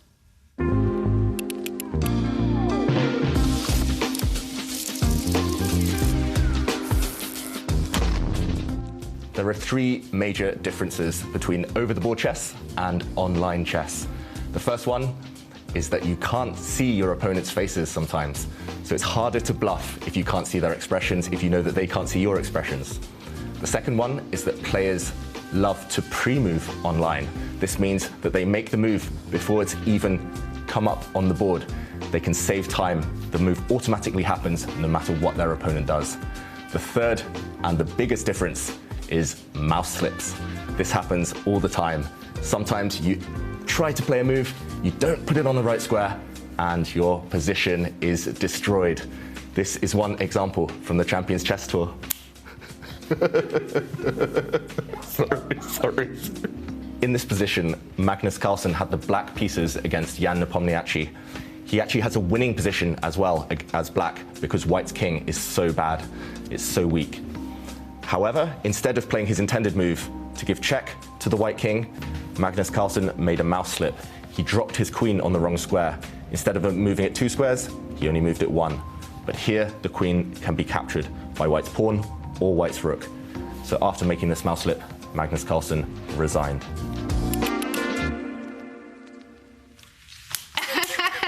Yay! We haven't seen that in so long. I know, I'm getting older. My wrist isn't as strong as it used to be. Yeah. Still great at it, and I still have no chance. I don't understand. I'm not missing much, Kaya. It doesn't come in useful too often. Another clever skill by David Howell. And now, you guys, every day in the show, David analyzes the online performance of one of the viewers. You can leave a comment on Chess24 community to have the chance to be analyzed live here in the show. And who are we analyzing today, David? It is the turn of Chess123, and as the username suggests, Chess123 loves a bit of chess, and I have analysed the most 40 recent Blitz games on Chess24. Here we see the general stats, the same stats we've been analysing for the top Grandmasters, and Chess123 maybe needs to work on these openings. A 22% accuracy level in the openings compared to 66%, which is normal for players of a similar rating. So check out those chessable courses, study those openings, because in the rest of the areas, we do see Chess123 is pretty decent. Okay at time management, maybe slightly below the average. Resourcefulness, very resourceful. A decent score there.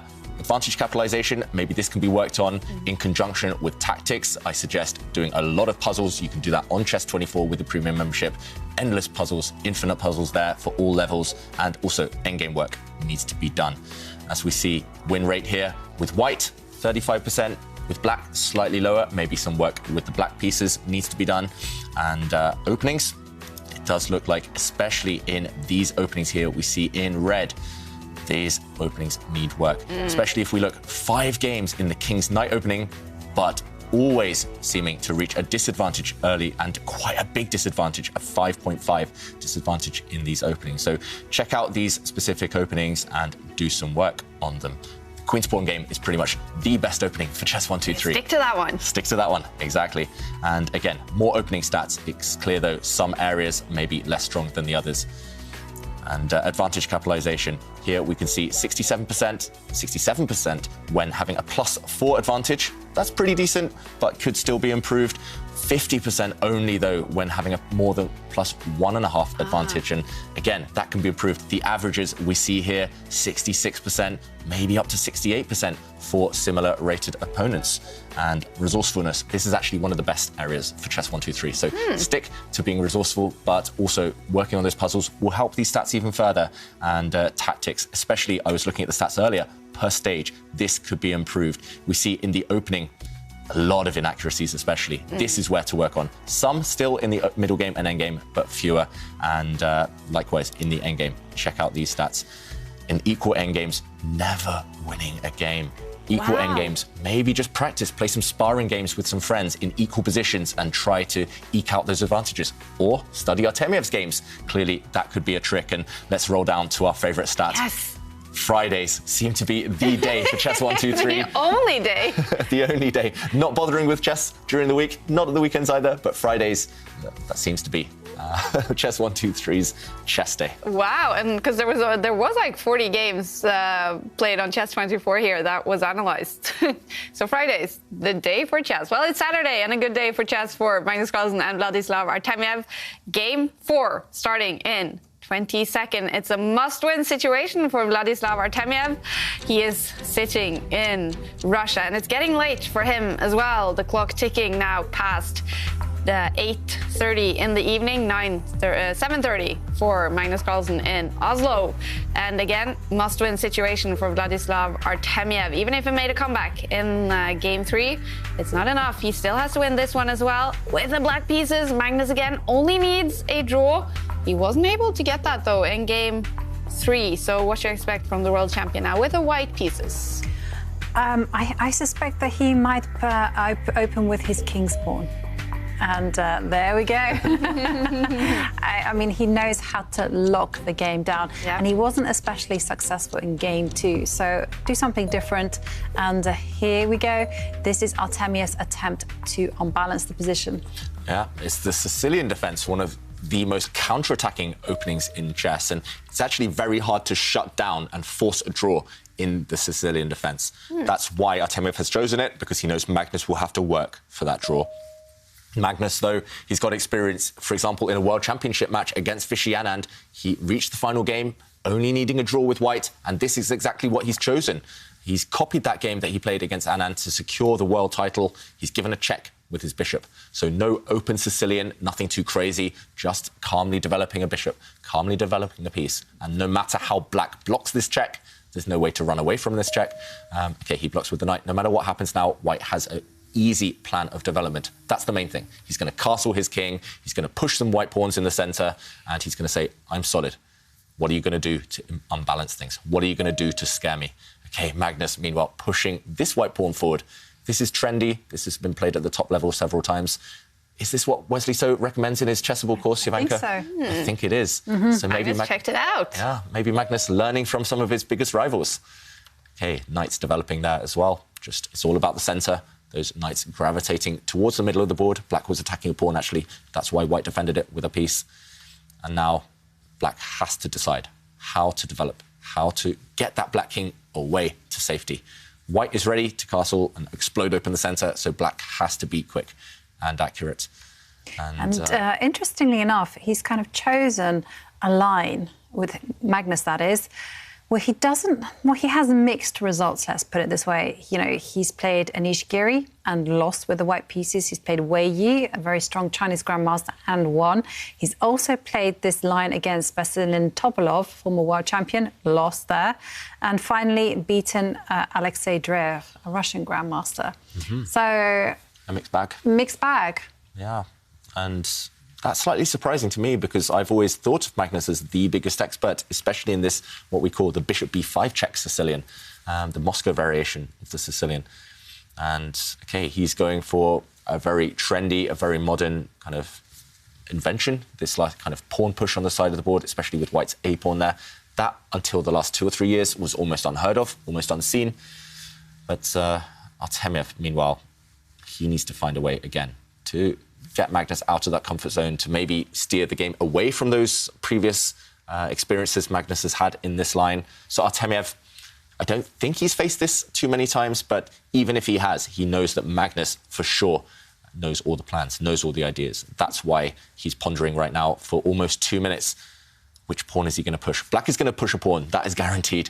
But which one? You could push a pawn to attack white's light squared bishop. No, he pushes a pawn to develop his own bishop first. And again, this is Wesley So's chessable course, as far as I know. White's pawn pushing up, just trying to gain as much space on this left flank as possible. And, OK, how will Artemiev react? OK, he's consistent. He's just getting ready to castle that black king away. And this is a repetition of Magnus Carlsen against Anish Giri in the Chessable Masters finals, in fact, from last year. And that game actually continued with Magnus castling his king and Anish Giri pushing forward his pawn on the left to attack the light squared bishop. And how did the game end? It was a loss for Magnus. OK, very interesting. Very interesting. Magnus definitely has an improvement up his sleeve. OK. This is going to be interesting to follow then.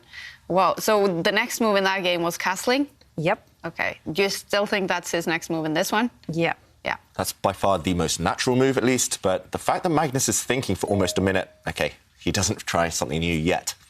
But so at some point, he will. Oh, you have to let us know, Jovanka, when that improvement has happened. I will let you all know when Magnus deploys his new idea. And in that game, black castled as well? He not quite. Not quite. He attacked the bishop, but OK, still could transpose. OK, so maybe various different move orders in order to reach the same destination, the same position. I expect white to maybe just shuffle the white rook in the centre, just behind white's central pawn, keep that nice and protected. You could maybe make an argument for gaining even more space on this left flank, pushing a pawn there. several different ideas. That's what he does. He tries to undermine black's structure on that left side. And actually, if black exchanges, then white's bishop will happily recapture it and white's rook comes to life. If black blocks it up and doesn't trade these pawns, then white's pawn is super advanced and in an endgame could be a bit of a nuisance for black to deal with. So a big decision now for Artemiev to trade or to block, to kind of just bypass white's pawn and say, no, that white rook is staring at its own pawn. Yeah, we're actually gone back and followed Magnus Carlsen against Alexei Dreyev. Now, this one was a positive result for Magnus. In that game, black decided, hey, I don't need to either trade or block that pawn. I can just ignore it. And instead, he pushed a pawn in the centre.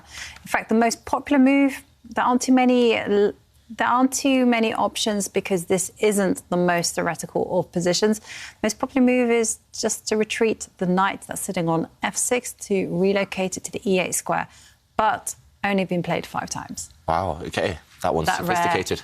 Yeah.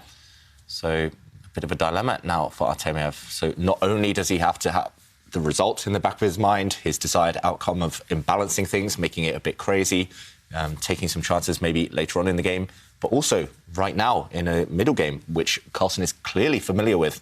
How is he going to navigate his way out of this temporarily? How is he going to get those black pieces active? Right now, the black knights are both blocking their bishops. It makes a lot of sense, actually, to move one of those black knights. You could move either of them. Making pawn pushes also makes sense. Personally, I would want to clarify the tension on this left side, but yeah, it is a big decision to make, and maybe you can delay that. And Artemiev decides to trade off those pawns. OK, so bishops, light-squared bishops leaving the board as well. Magnus actually pre-moved that last capture. That's the thing to do. If you know that move would only happen if your opponent captures a piece, then you can pre-move and save a couple of seconds on the clock. But yeah, pre-moving, it's dangerous. It needs a lot of practice. And now the black knight stepping back, kicking away that white rook, which has retreated. And if you look at the white rook, it's nice and active. It's also staring at an isolated pawn. Black's pawn on that left side is going to tie down his pieces later on. Might be a potential weakness. And what do you think of Magnus's rook retreat? It looks a little bit odd, but I mean, it does certainly have some points. I mean, in a later stage of the game, perhaps white's rook sitting there on the f1 square can relocate itself to the left. Yep. So ideally, white would love to develop the bishop next turn, then shift the white queen up 1 square and white's rook next to the king. Slide across. Teamwork. Use the 2 rooks together. If you can stack up those rooks with white, you have a great position. Artemiev needs to be quick and find some counterplay of his own. Yes, he certainly does. And interestingly enough, according to my database, no games have been played in this position. This is entirely new territory.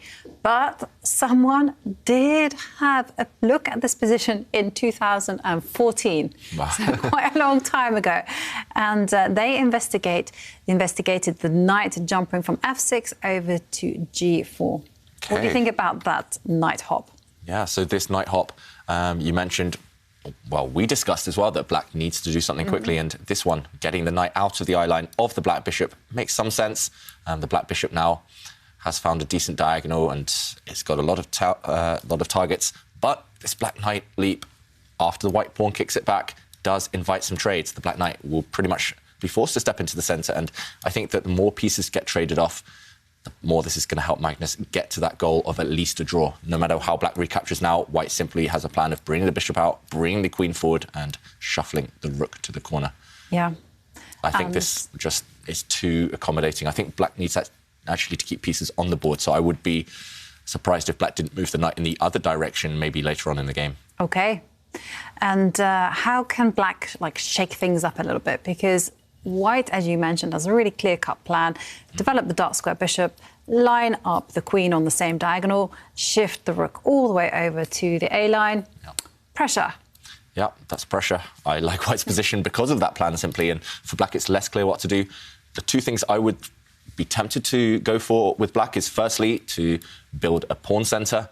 This one, it might be strong, but it also might backfire. White also has some time. For example, if you push this pawn forward as black, the white bishop will also keep an eye on this pawn, meaning that you can't push forward yet. So black still needs a few moves to build up. The other thing I would be tempted to do as black, instead of pushing in the centre right now, would be to maybe push on this flank. And the whole idea would be, once white's bishop moves forward. And as I mentioned, this knight plan, just kind of keeping an eye on this diagonal. Now, at some point, to just plant a knight in the centre. And the reason I want to put this pawn here is because it's much better defended than it would have been previously. It's harder to blockade. And if black can plant a knight in the centre, it might at least clog up white's position. For example, here already, putting the knight in would mean that white can never trade, because this would end in a double attack in a fork. And black needs to just look for some activity, some active pieces. Maybe that would start with retreating a piece. Maybe that will start with pushing a pawn. But either way, he has to look for something. It's just too simple, too kind of harmonious for white right now. And that's Magnus's comfort zone. Also, Jovanka, look at the clocks. 15 minutes plays 8 minutes. That is dangerous for Artemiev. OK, he brings the queen out. That is decent as well. Just keeping this white bishop honest, keeping the white bishop tied down to this pawn. But it's not, though. OK, you're right, actually. If the white bishop jumps forward, you cannot take this pawn yet. It's poisoned, David. It comes at great cost. There you go. Black's queen trapped. It's walked headfirst into that trap, actually. Yeah, so why can't white's bishop just move? This pawn is not... It's just not possible to take it. Maybe the idea at some point is to plant this knight in anyway, and the queen kind of indirectly defends this square that the black knight wants to use. Yeah, that's true. And also, you know, maybe there are some kind of problems with developing the dark square bishop, because now the knight can jump to the g4 square and start asking questions to the dark square bishop. True, true. No, decent move there from Artemiev. I quite like it. Maybe Magnus in this current position, after the queen has developed, maybe he's going to try and kick it away. It's on a decent square, so maybe it's time to relocate the white knight to this side of the board. And that is a Carlsen-esque move there. Just trying to get in Carlsen's mind, yeah. He likes to improve his pieces slowly and surely. Exactly, and he loves to control the position and just push his opponents back and control those squares. A thing of beauty. Yeah. So right now, personally, I slightly prefer white. You, Jovanka?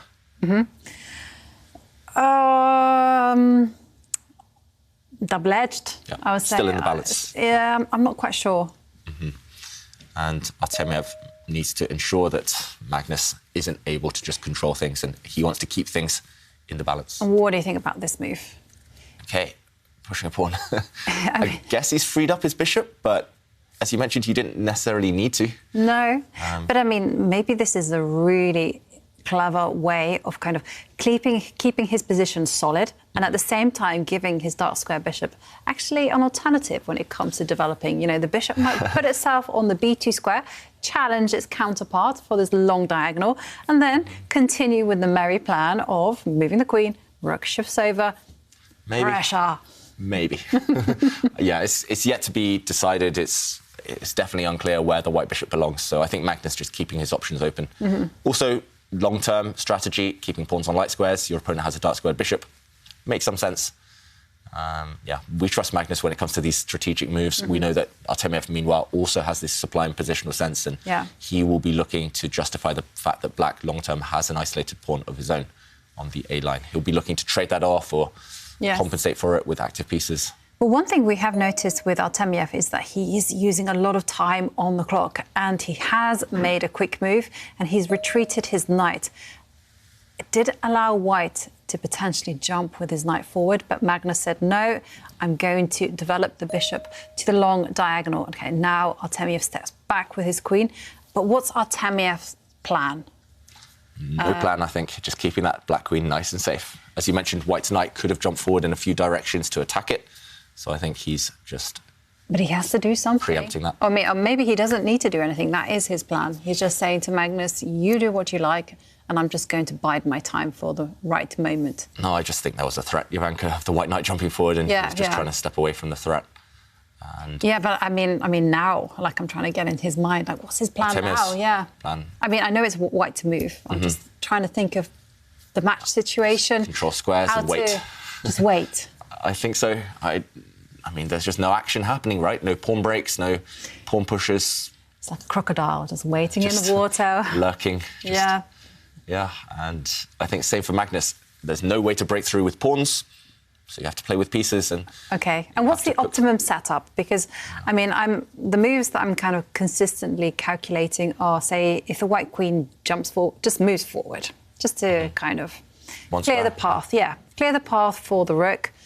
I mean, the moves that, if I were playing with the white pieces, I would always calculate.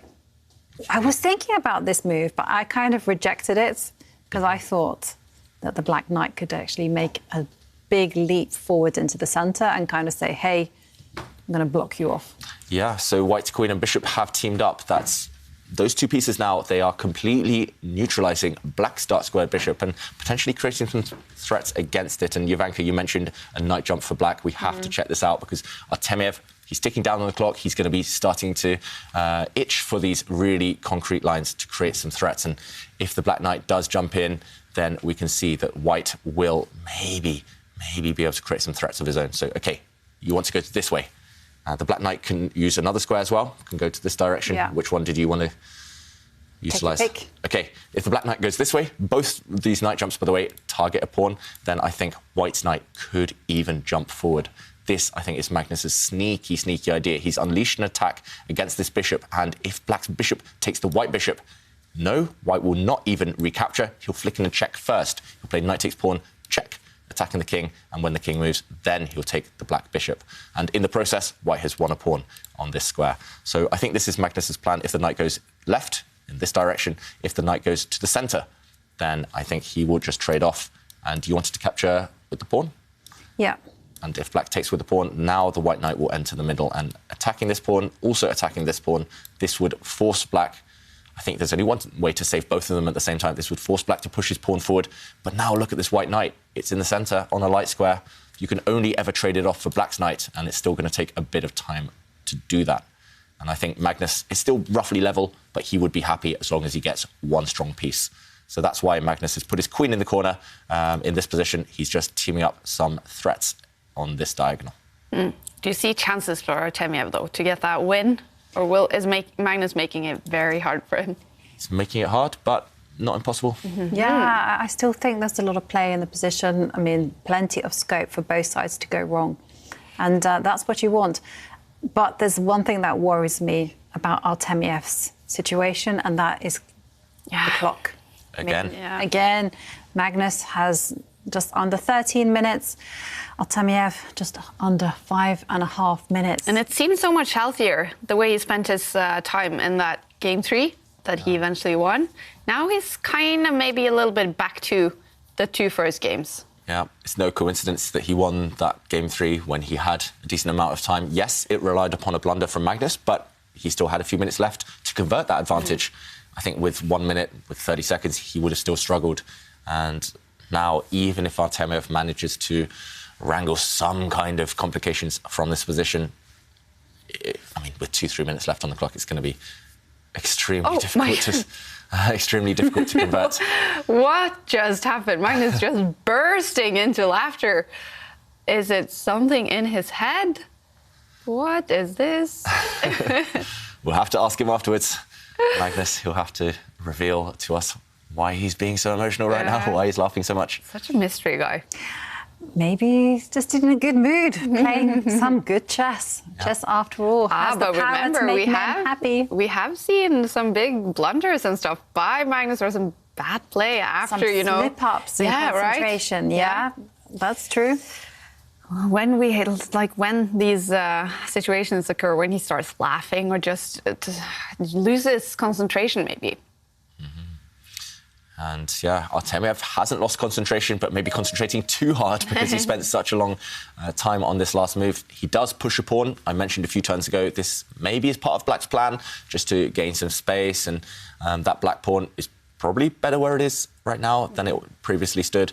But it doesn't necessarily deal with the tension on that diagonal. And that does give also white time to leap forward with the knight. This is one of his plans that he wasn't really hiding, Magnus. It was a pretty obvious plan, which he declared when he put his white queen in the corner. So the bishops were looking at each other. They had to be traded. Black didn't want to block up that diagonal because it would have just simply blocked his own bishop at the same time. And now white's knight in the centre, looking nice and strong. Yes. How to get rid of it.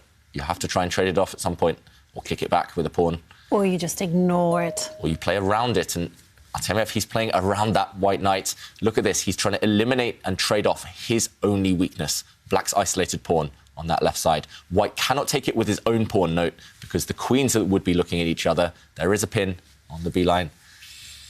And, yeah, if he trades that pawn off, suddenly black's position looks much more kind of consistent, much more coherent, just everything protecting each other in black's camp once that pawn disappears. That's true. I agree with that. But there are consequences. For instance, the pawns are traded off. Then this allows the white rook to potentially step over to the B line, and maybe we have some fun along there.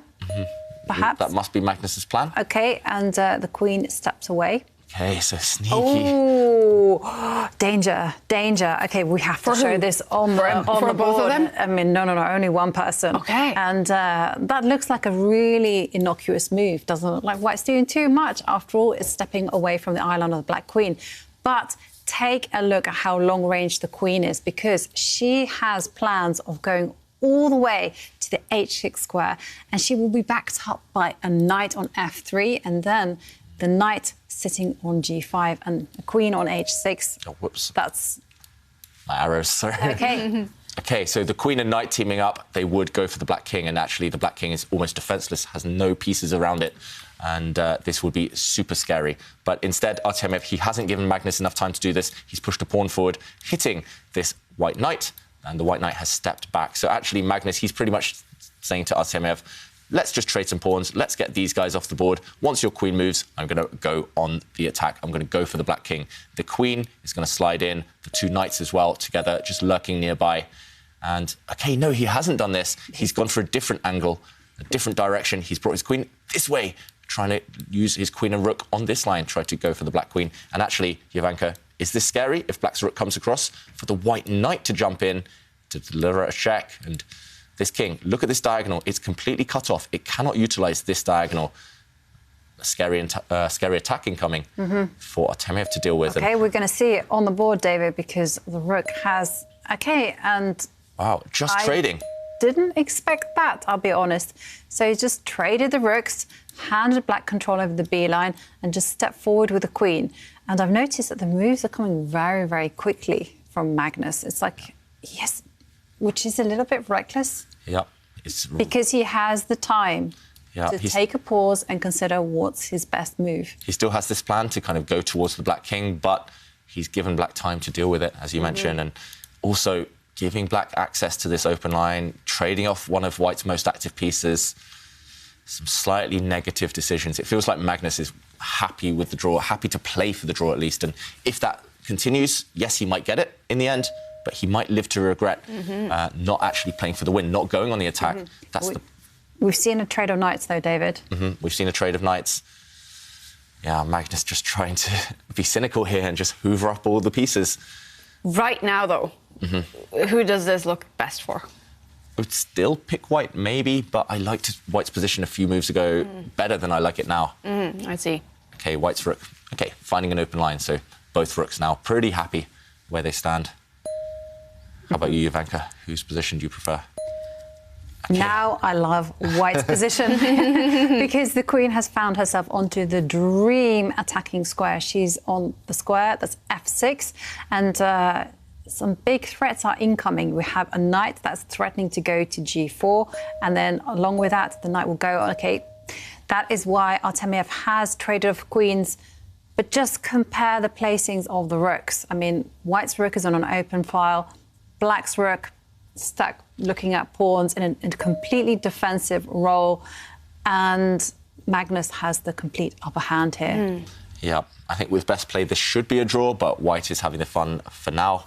And more importantly, in a situation where a draw is fine, there's not that much risk anymore now that the queens have parted. And also, how is black ever going to win? Because no matter what black pawn pushes forward, you can't create a passed pawn. You can't sneak past white's army. Any black pawn pushes will just be met with trades. And the more pawns that come off, the closer we are to that draw. OK, here we go. Artemiev pushing forward. Magnus is saying, yes, you're trying to push those pawns. You're trying to create some action. I'm just going to neutralise you. And, yeah, it's like a maths equation, just simplifying down to that magical zero mark where both sides have no pawns remaining, no pieces remaining. I think black's completely fine. The The move that I think Magnus will play if he just wants to simplify is just simply push his d-pawn up one square and then just undermine the protection of the knight. And there you go, another set of trades. Yeah, that looks like a dead draw, Jovanka, and he does it. He plays your move. Just, if black captures that pawn, which he most likely will, then the black knight drops off. The white knight might drop off as well, but yeah, everything's just disappearing. And if the knights come off, a pure rook endgame when there's no imbalances, no passed pawns, no extra pawns for either side is just easy draw. And the knights being on the board, that was the only real danger to white. So he's eliminated that danger. Yeah, Magnus playing in a very mechanical, efficient way. Yeah, and now it's 4 pawns against 4 pawns. White is slightly on the back foot because white has 2 isolated pawns, but it's not enough in these rook endgames. Yeah, and Magnus can even trade off, well, actually lose one of his weak pawns. It doesn't really matter. All that matters is that if he has a 3 versus 2 position on the right side, it's enough to draw. He can do it almost with his eyes closed. Yeah, so even if Magnus were to lose one of those pawns, as you mentioned, his isolated pawn in the centre, still a draw, but he wants to keep them intact. 3 versus 3 is very simple, and even against an endgame expert like Artemiev, no way to imbalance things here. This one will be drawn any moment. Artemiev, I doubt he'll play around with this one because no resources, no attacking resources. OK, he pushes 1 pawn forward. Magnus will likely block that pawn. Yep, there we go.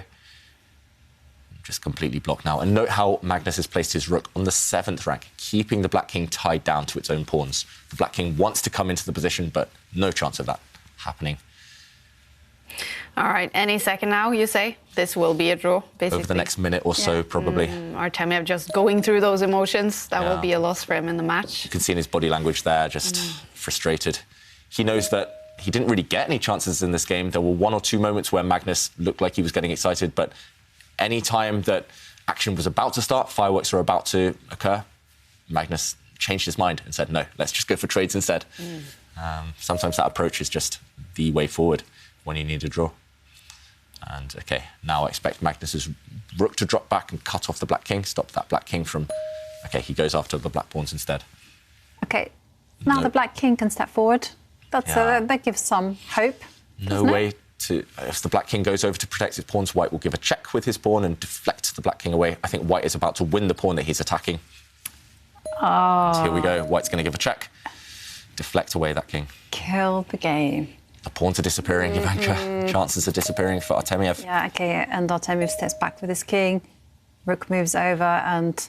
Magnus is literally hoovering them all up. That rook attacking a pawn. It would be Magnus, actually, who wins the pawn. Yeah, unless the black king comes closer. Yeah, OK, it's there, and after rook takes pawn. Zero chances. King takes pawn. Yeah. But... 2 for 1 up now for Magnus, but... Yeah. Yeah, no winning chances for either side. White has a really bad king, but a passive king is not enough for black to push anything, to try anything. OK, matter of time, matter of moments, and Artemiev laughing, smiling there. He knows it's about to be a draw on the board. Will he offer that draw himself? Yes. No, he just eliminates everything, and it's king versus king. That's very drawn. All right, that means Vladislav Artemiev, he loses the first match in the final. Magnus Carlsen is the winner, up by 1 point, 1 whole point in the big final. So Artemiev, he has to make a comeback tomorrow to take it to tie breaks. Magnus Carlsen, he has played. I mean, there was one moment in game 3. We're going to ask him if that was a mouse slip or just a moment of madness. But other than that, Jovanka, how would you rate the world champion's performance on day 1? Smooth. Yeah. Totally in control. And he seemed to really have gauged Artemiev's style, and he knew exactly what to do to put Artemiev under pressure. And barring that slip in game 3, Artemiev really looked a little bit lost. But there is a moment of hope for Artemiev. You know, in game 2, when he managed to complicate the position and he took it to the wild extremes, Magnus looked slightly shaky. Yeah, because we have to remember there's been internet connection problems, maybe also some nerves for Artemiev. You know, he said in the interview yesterday, this is a big occasion for him to play Magnus. Yeah, definitely. This is probably one of the biggest days of his life, and the same for tomorrow. And we've seen him in the tour before. When he got to a final against Aronian, he'd been great up to that point. then he suddenly slowed down and suddenly he lost a few games in a row and he just didn't seem himself. And that seemed the case today, especially at the beginning, especially that first game. Artemiev just didn't seem in the flow. And if he can conquer those nerves, if he can come back tomorrow with that kind of nothing to lose attitude, then he's got a chance. Yeah. If he, internet is smooth. And now he's done with this first day. So maybe nerves won't be as big. He has to make he has to win the match tomorrow to take it to tie breaks. Do you expect big things from Artemiev tomorrow? Yeah, he has to remember he's done it before. He did it against Dinglerin in the, I can't remember, one of the previous tournaments. But, so he's done it before, so he's capable of doing it. And he just has to kind of just not treat Magnus with the utmost of respect. All right, well, we are joined by Magnus Carlsen, winner of day one. A smooth performance here, said by Ivanka. Congratulations, Magnus. How do you feel? Yeah, a little bit so-so. Obviously, there were a couple of things that I could have done a lot better. But yeah, overall, I guess reasonably comfortable. So maybe we can start talking about that queen move then in game 3. What happened there? Was it a mouse slip or what happened? Well, my first idea was to play queen from e4 to e6. So I almost played it, and then I became a bit unsure, and I thought I put the queen back, and I kept thinking. I think I sat there for like a minute before I realized that I'd actually put the queen on the wrong square, because I thought the queen was back, and I was thinking, and then I noticed all of a sudden that it was his move, and I was shocked by that, obviously, because the thing is, queen e6 isn't even a very good move, and I sort of realized that eventually that I should probably play something else. But that was unfortunate. Since without that move, I don't think the fourth game happens. Yeah, we could see a big reactions for you when you realized this wasn't the best move then, Magnus. So after sort of a very good day so far then, how irritating was that? Well, already the second game was kind of poor. I completely miscalculated early on, and I was frankly just hoping to survive before he blundered. But I guess he had some troubles with his connection and everything, and he usually gets down on time anyway. But I don't know.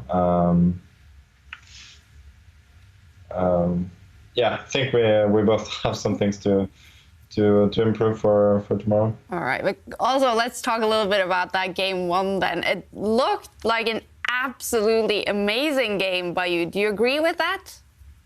No, not at all, actually. I think I played well up to a certain point, but then I made a huge mistake when I played queen to g5 at some point, giving him time to push his pawn and gain a few tempi there. I thought my position was so good that I could do anything, and I kind of wanted to provoke f4, but if I just play some different move, he just has no ideas at all. He's just unbelievably passive whenever he pushes his pawn to kick away my knight. His position is weakened, so I can just, and his rooks are really, really passive as well, so I can just do anything. While in the game, I gave him serious counter chances, and I sort of decided to gamble there and sacrifice another pawn. But I assumed with the strength of my pieces, I should never be worse. But still, it was quite unnecessary. Mm-hmm. And Magnus, we saw that you were in good spirits throughout the match. Was this part of your strategy, just to be happy and calm? But I guess it backfired in the sense that I was too calm and I mouse slipped. But I guess it helped in the the fourth game that I just tried to play quickly and not overthink too much. I tried before, but I'll try again. Can you reveal what made you laugh? No, I don't remember. No. All right. Well, I guess it's tomorrow about having good spirits again, Magnus. What other things did you learn from match 1 here that you will bring to tomorrow, to match 2? Well, I think this kind of reaffirmed that Artemiev can be quite vulnerable in dynamic and tactical play. So I think that's the main area where I can strike. All right. Magnus, we wish you best of luck on the final day of Aimchess US Rapid. Thanks for joining us. Thank you. All right. Magnus Carlsen, winner of day 1, an eventful and entertaining first day in the final. And we're joined by Vladislav Artemiev. So, first of all, how are you feeling after losing day 1 then, Vladislav? Good evening. I think that first game was normal. Magnus played as well. But still, I can to improve my game in this because, for example, instead f5, maybe g5 is better, and probably it's unclear position. But okay, it's only first game. I can to say that after this I have problems with my connection in second game, and of course it was not easy. Position was very complicated and difficult for mines, and I have big problems also with connection. Yeah. How stressful? How stressful was those minutes when you were just disconnected? Yes, I was very disappointed in this moment because I lost one game, and I start to understand that if I lose again, it will be crazy for me. But finally, I lost again. So, okay, it happens. But I think that in the next game where I won, I was lucky because I not understand move queen e5. Maybe it's a mouse slip because queen e6 is logical and white only slightly better, I think. Yeah, and a great comeback by you then there. But have you felt nervous throughout the day? You said to us yesterday that it was a big event for you to play the final against Magnus here. Of course, first I'm happy, but still because I have problems with my internet connection, it's not good for me, and I will try improve it also, not only my chess. And of course, I very waiting second match, and why no? It's very interesting for me. Good experience play against Magnus. And there, Vladislav, you mentioned doing something different. How's your routine going to change, or how's your approach going to change tomorrow on the board? Maybe I will change my opening style, maybe, or some different things. But still, maybe I must to play more quickly because I have problems with time also, time management. Do you have a team, maybe a trainer or some seconds that is helping you during this tournament with opening preparations? On this tournament, I not have a personal trainer, but I have some friends who can help me a little bit, and I can ask something. So I'm fully is fine. Yeah. Fantastic. Well, we wish you the best on the second day tomorrow, Vladislav, and looking forward to some more entertainment from you. Thanks for joining us. Thanks a lot. Yes, see you. See you all tomorrow. Yes, all the best to you too. Artemiev has to make a comeback tomorrow, and well, if anyone can do it, I bet it's Vladislav Artemiev. What a great player. And technology has been a big theme today, and it's time to announce the winner for the question of today. Yeah, so we were asking what new technology would help chess, and there was an amazing prize up for grabs. And the lucky winner is Shatan Badar, who says a new app. With it, you can listen to the pieces talk back to you and give you their feelings on the board during the game. Chess/drama. I love it. I love it too. I absolutely hope that someone develops that app. Yeah. And congratulations, Shatan. You are the lucky winner of a Chessable course, 1 year Play Magnus Plus membership, and 1 year Chess24 Premium membership. Congratulations. Yeah, I think, I mean, this would be an app for beginners like myself. Would you also sometimes use it though, David? Go and talk to the pieces. Definitely for fun, for entertainment, and during the games, I genuinely do this. I talk to my pieces just to ask which one needs to be improved first, and I wish they talk back to me. Yeah, I can just see it as well, this app with celebrity voices. Yeah, Maybe some of them are a little bit posh, some of them a bit thuggish. Perfect. It needs to be created. Yeah, what a great idea. Yeah. What a great idea. Thank you for that answer and congratulations. And let's take a look also at the results from the first day of the final in the Aimchess US Rapid. Magnus Carlsen, he won the first game in very nice fashion. The second one, a dramatic one with some connection issues for Artemiev and a blunder. Magnus Carlsen won that one too, but in the third one, Artemiev, after an incorrect move by Magnus, he was able to win that one to make that comeback, but a draw in the final game means Magnus Carlsen is the winner of the first match in the final. He will only need to tie the match tomorrow to be the winner of the Aimchess US Rapid. If Artemiev makes a comeback, then we will head into tie breaks. All right, what a dramatic start to the final, you guys. Probably some more of that tomorrow. In the meantime, have a good one.